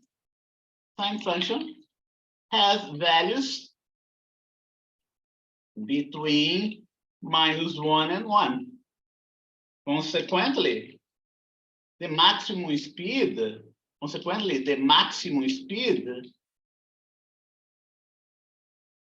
will be, okay, whenever the sine is equal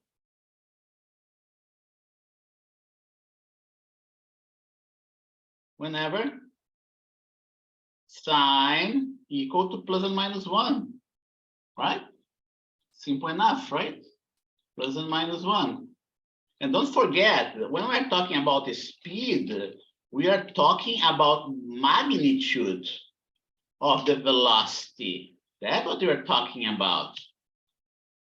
So when we do the maximum value, right, of the speed,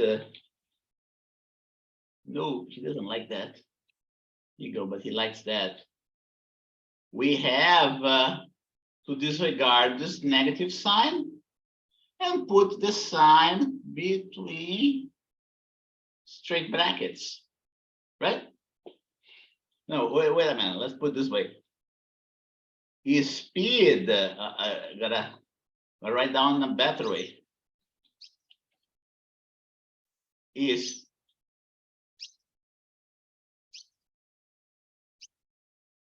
speed can be written down as something like that, right? Now, maximum speed can be written down as something like that, right? Which is x naught square root of k over m. That's the maximum speed. So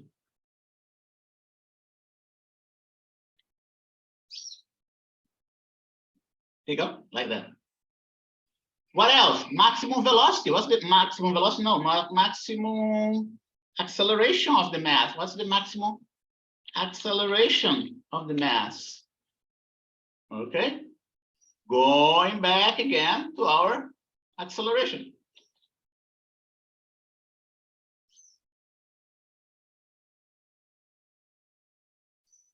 Repeat the same way.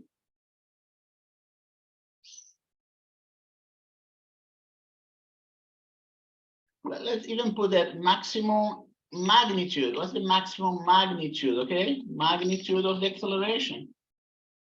Okay, the magnitude of the acceleration is going to be given by something like that. No negative sign. We know the x naught km are positive numbers. And then the cosine can have any values between plus and minus 1, right? Just like we did for the previous one. And just like before, okay, I'm gonna copy and paste exactly what I did before. Here you go, cosine.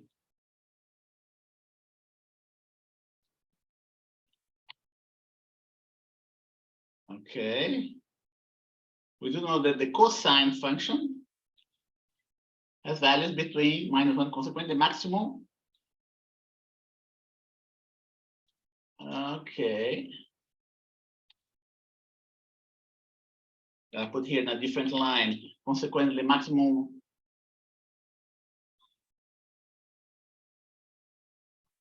acceleration, the maximum magnitude of the acceleration, magnitude, this will be whenever, here you go, equal to that. And by the way, it's going to be not square root, right? It's going to be k over m and k over m. There is another way. There's another way to find the max. There is another way to find this value, right? By using Newton's second law. Second law, right? Newton's second law states that F net force is equal to ma.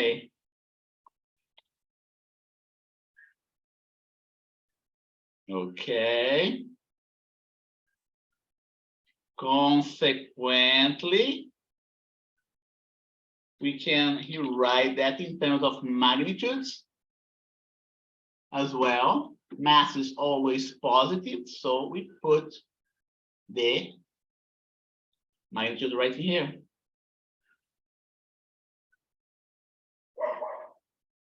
Okay, we do know that the net force for this specific case is going to be minus kx, right? Hooke's law. Okay, k is always positive. Okay, because of that, it can be taken out of this straight bracket. We also know, oh, by the way, we, let's see. Can do better than that, right? We also know that the maximum, okay, we also know that the maximum value of the acceleration occurs whenever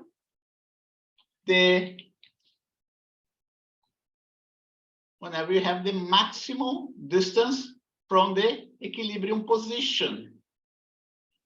And the maximum distance from the equilibrium position, we already know it is x naught. And then what we get? We get exactly what we got here. Okay, maximum acceleration kx naught divided by m. Kx naught divided by m.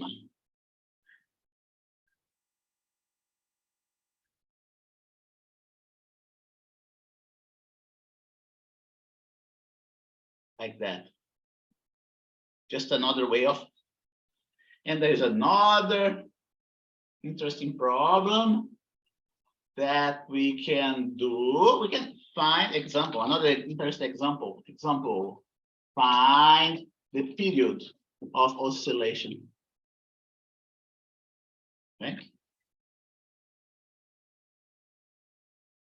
How long, or find how long it takes for the mass to go back to its initial position. Okay. So how do we solve that? We look at the equation for the position of the mass right here. Okay.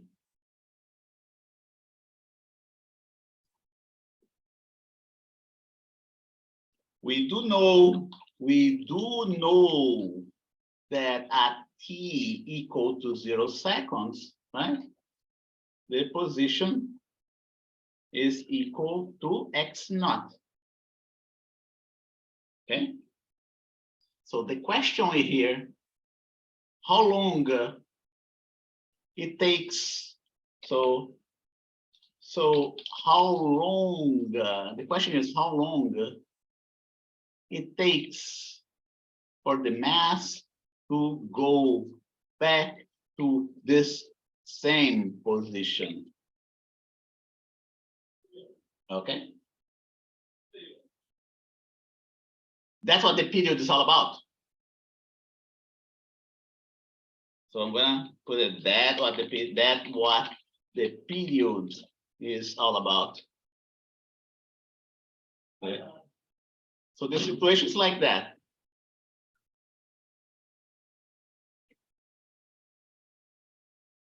X at t equal to 0 must be equal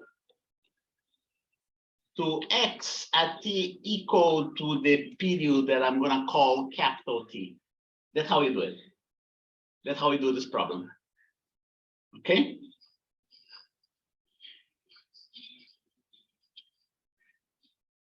So applying this condition, right?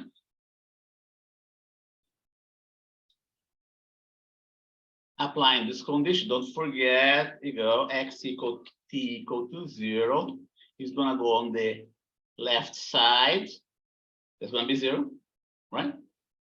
And x for t equal to capital T is going to go on the right side.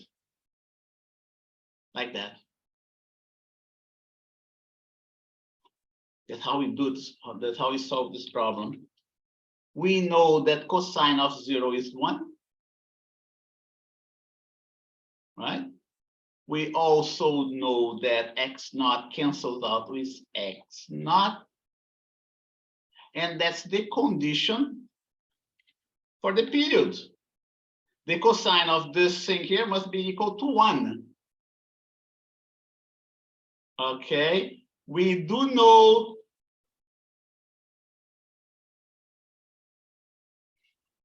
that this condition here is satisfied whenever the argument is equal to 0, 2 pi, 4 pi, etc. Make sense? 0 doesn't apply because it's my initial position. But 2 pi does apply because it's my next initial position at time equal to, at time t equal to 0, the position is x naught. At time square root of k over m times t equal to 2 pi is going to be x naught as well. Everything else is going to just be 2, 3, 4, 5 periods, okay? Here is going to be 2 periods. Here is 0 periods. Here is 1 period, 2 periods, 3 periods, and so on. So we can now solve. The condition has to be 2 pi. Remember, this is a mathematical equation, but you have to apply the physical conditions as well. So go ahead, solve for t, capital T. We get this one here, put on the other side, and we invert m over k. Okay? There's another, okay? So it takes 2 pi over square root of m over k seconds for the mass to go back to its initial position.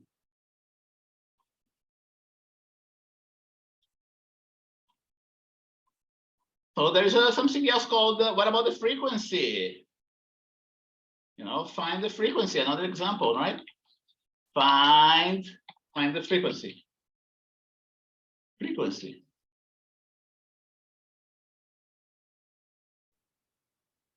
And then you have to decide, you have to define what's the frequency.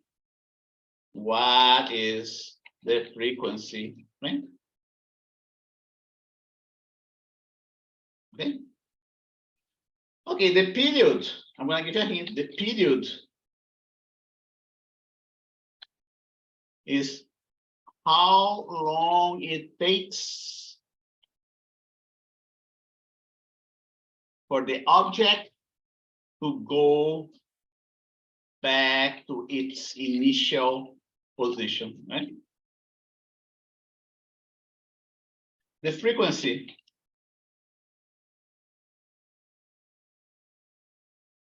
is how is defined as how many oscillations. The period is how long it takes for the object. Here you go, let's put it in this way. To complete a full oscillation. Let's put it this way. Or go back, okay? Or go back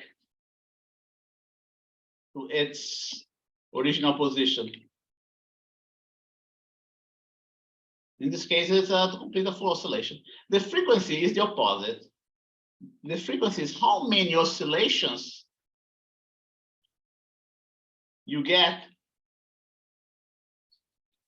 in a single second. Okay.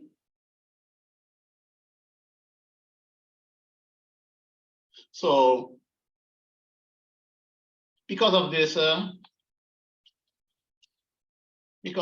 definition, okay, there is a straightforward relation,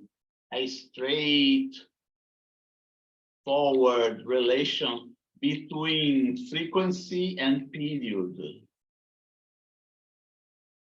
Okay, here, a period, in a single period, you get one oscillation. Remember, in a single period, you get one oscillation. And the relation is the following: frequency is equal to the inverse of the period. Okay.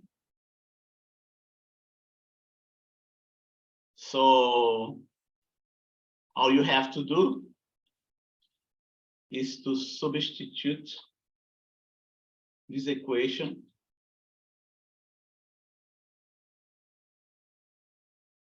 Right in here.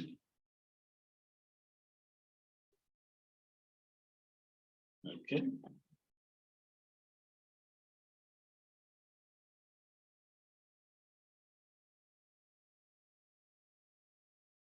A over M. You get something like that. So examples, right? Example. Another example. If the period of a single oscillation is 1 second, find the frequency. Okay. So the frequency is going to be 1 divided by 1, which, by the way, has a unit of seconds to -1, the power -1.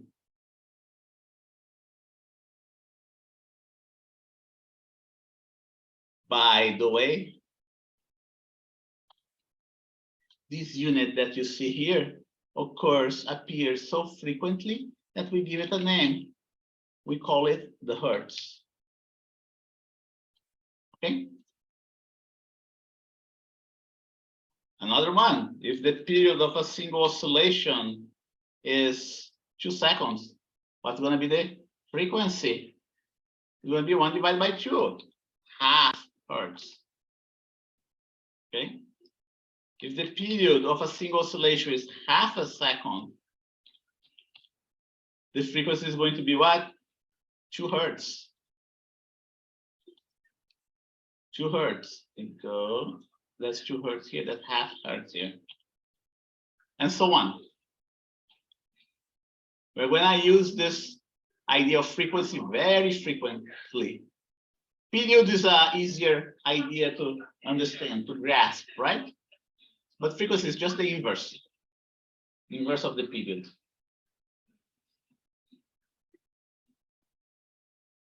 Okay, so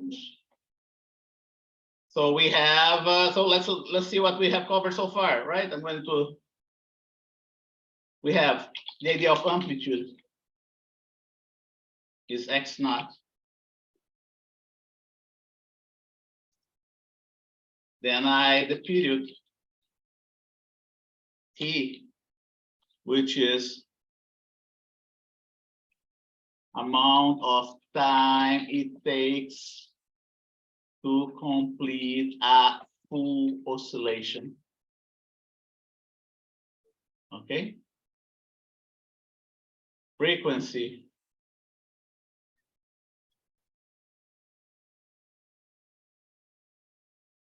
Number of oscillations in a single second. Single second, right? You can have a full oscillation, you can have half of an oscillation, you have 2 oscillations in a single second, and so on. And by the way, the unit here in this case is going to be the hertz. Amplitude. In this case, the unit of amplitude is the meter. The unit here in this case of period is the seconds.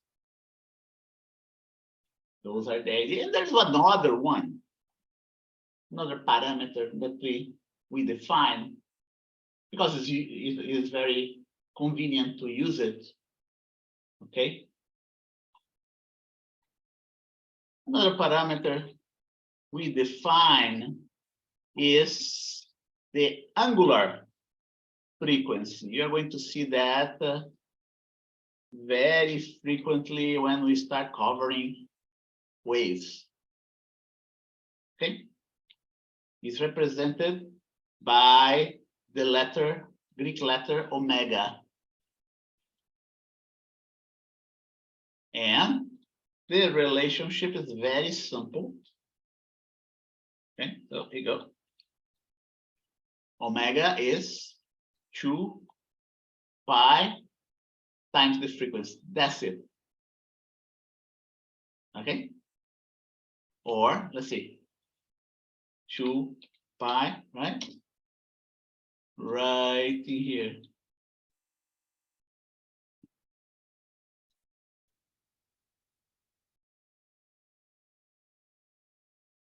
Pi cancel out this pi. You get this square root here, k over m.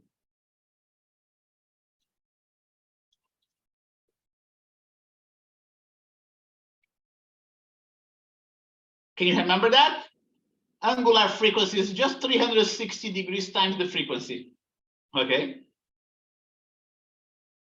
360 degrees times the frequency. Simple enough. 142. Okay, and any questions so far? Let me get some water here. I'm becoming dehydrated.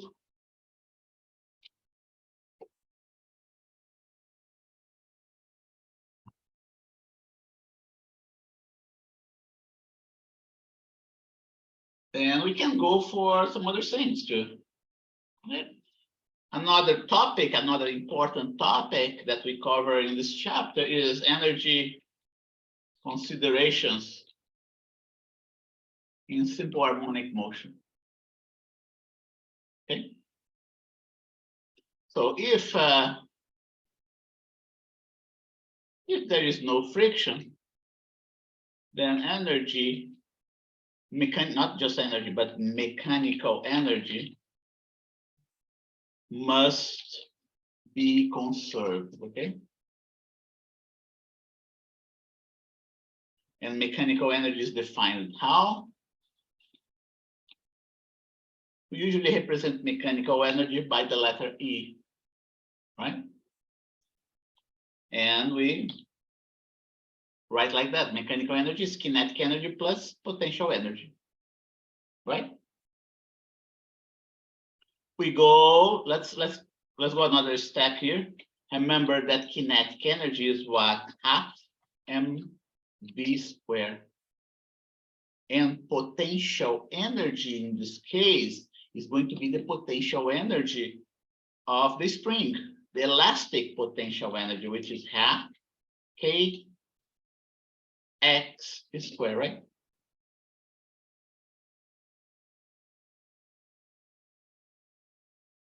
Let's continue working on that. Because we're talking about simple harmonic motion, we can substitute the relation for x and the relation for v, right? Going back here, let's get the solution, the equations of motion that we got before he go. We don't need the acceleration yet, at least, right?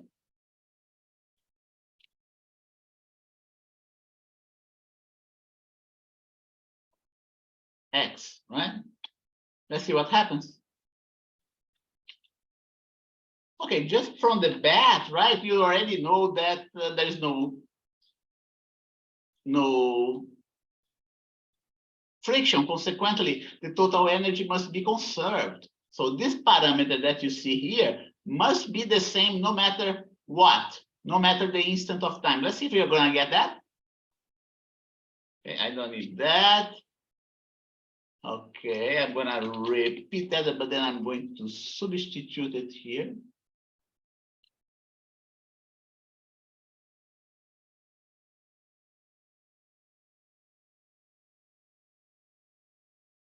V squared goes there, and x squared must go here as well.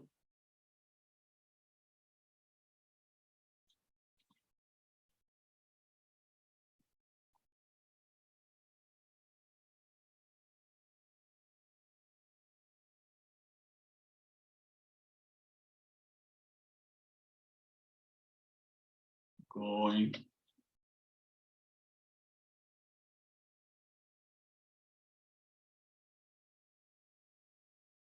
Okay, we're going to take the square of everything here. When we take the square of the negative parameter, the negative sign, it disappears. When you take the square of the square root, what is left is whatever is inside the square root. When you take the square of the sign, what we end up having is a square of the sign. Okay, what else? Then we have to do the same here. We take the square of x naught. We take the square of cosine.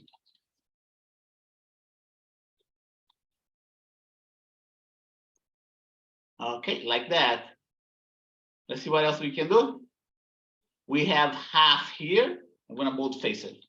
We have half here. We have k here.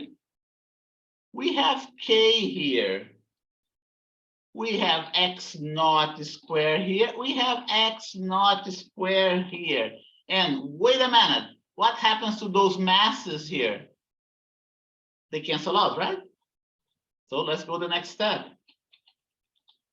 We end up canceling out the masses, K over M.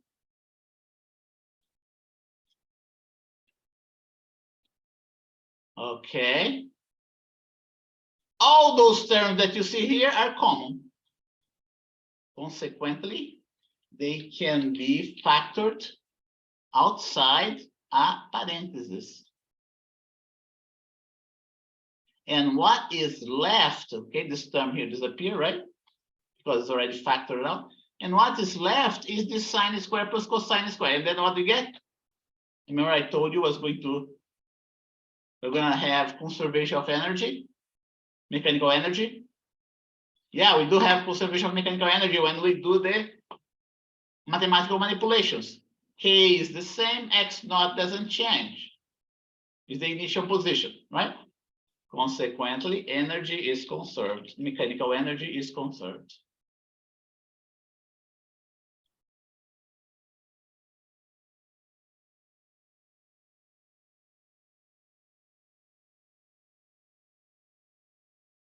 Okay.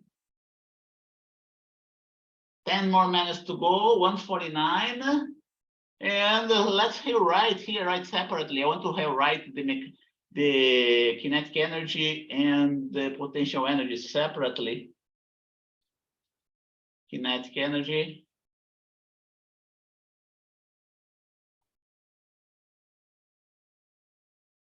Potential energy.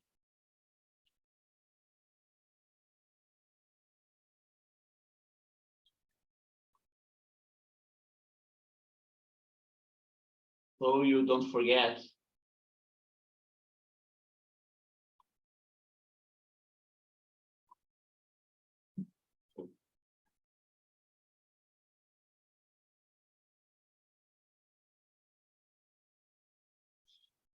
And now I'm going to show you the relation between uniform circular motion and simple harmonic motion. Should have done that before, right? But let's do that now.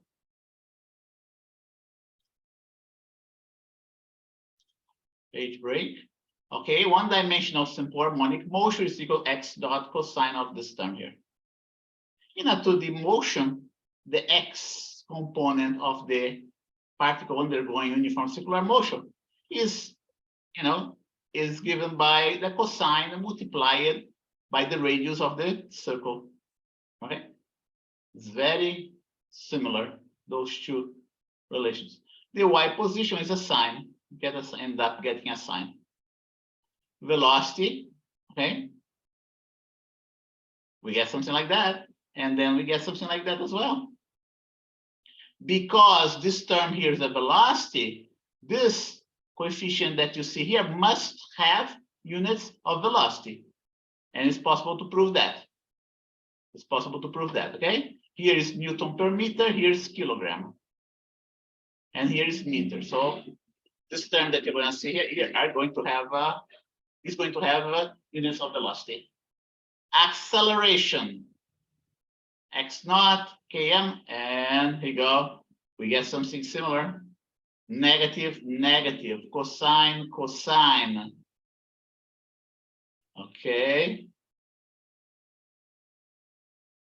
V naught over A, right? You do get also V naught over A here. And amplitude is x naught, amplitude is a, maximum speed, right? And maximum acceleration. 152. 1, 2, 3, 4.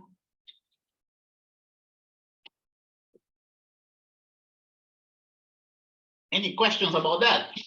Let's take a look at the syllabus here. Oscillations. Okay. We are gonna, okay, so we did oscillations here, not completely, right?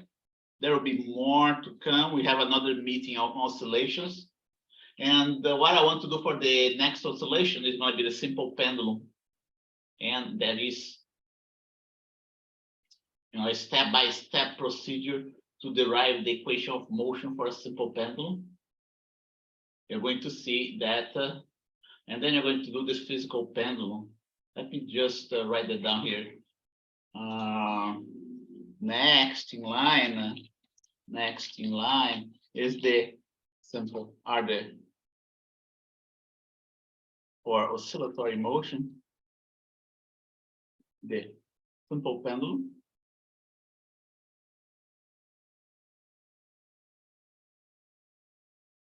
And the physical pendulum. Okay. This one here is a point particle. Point particle. And this one here is a rigid body. What else do we have? One simple pendulum. The physical pendulum.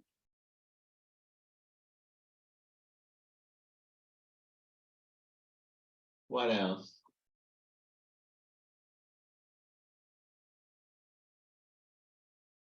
And then we are going to see 6 more minutes to go, damped oscillations. And that when we add friction to the system, okay? Damped oscillations.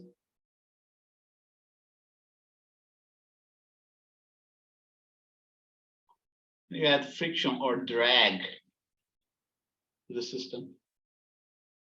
That's that's a rather extensive derivation. You're going to see that. And then we also have an important type of oscillation that's called forced oscillations. Okay.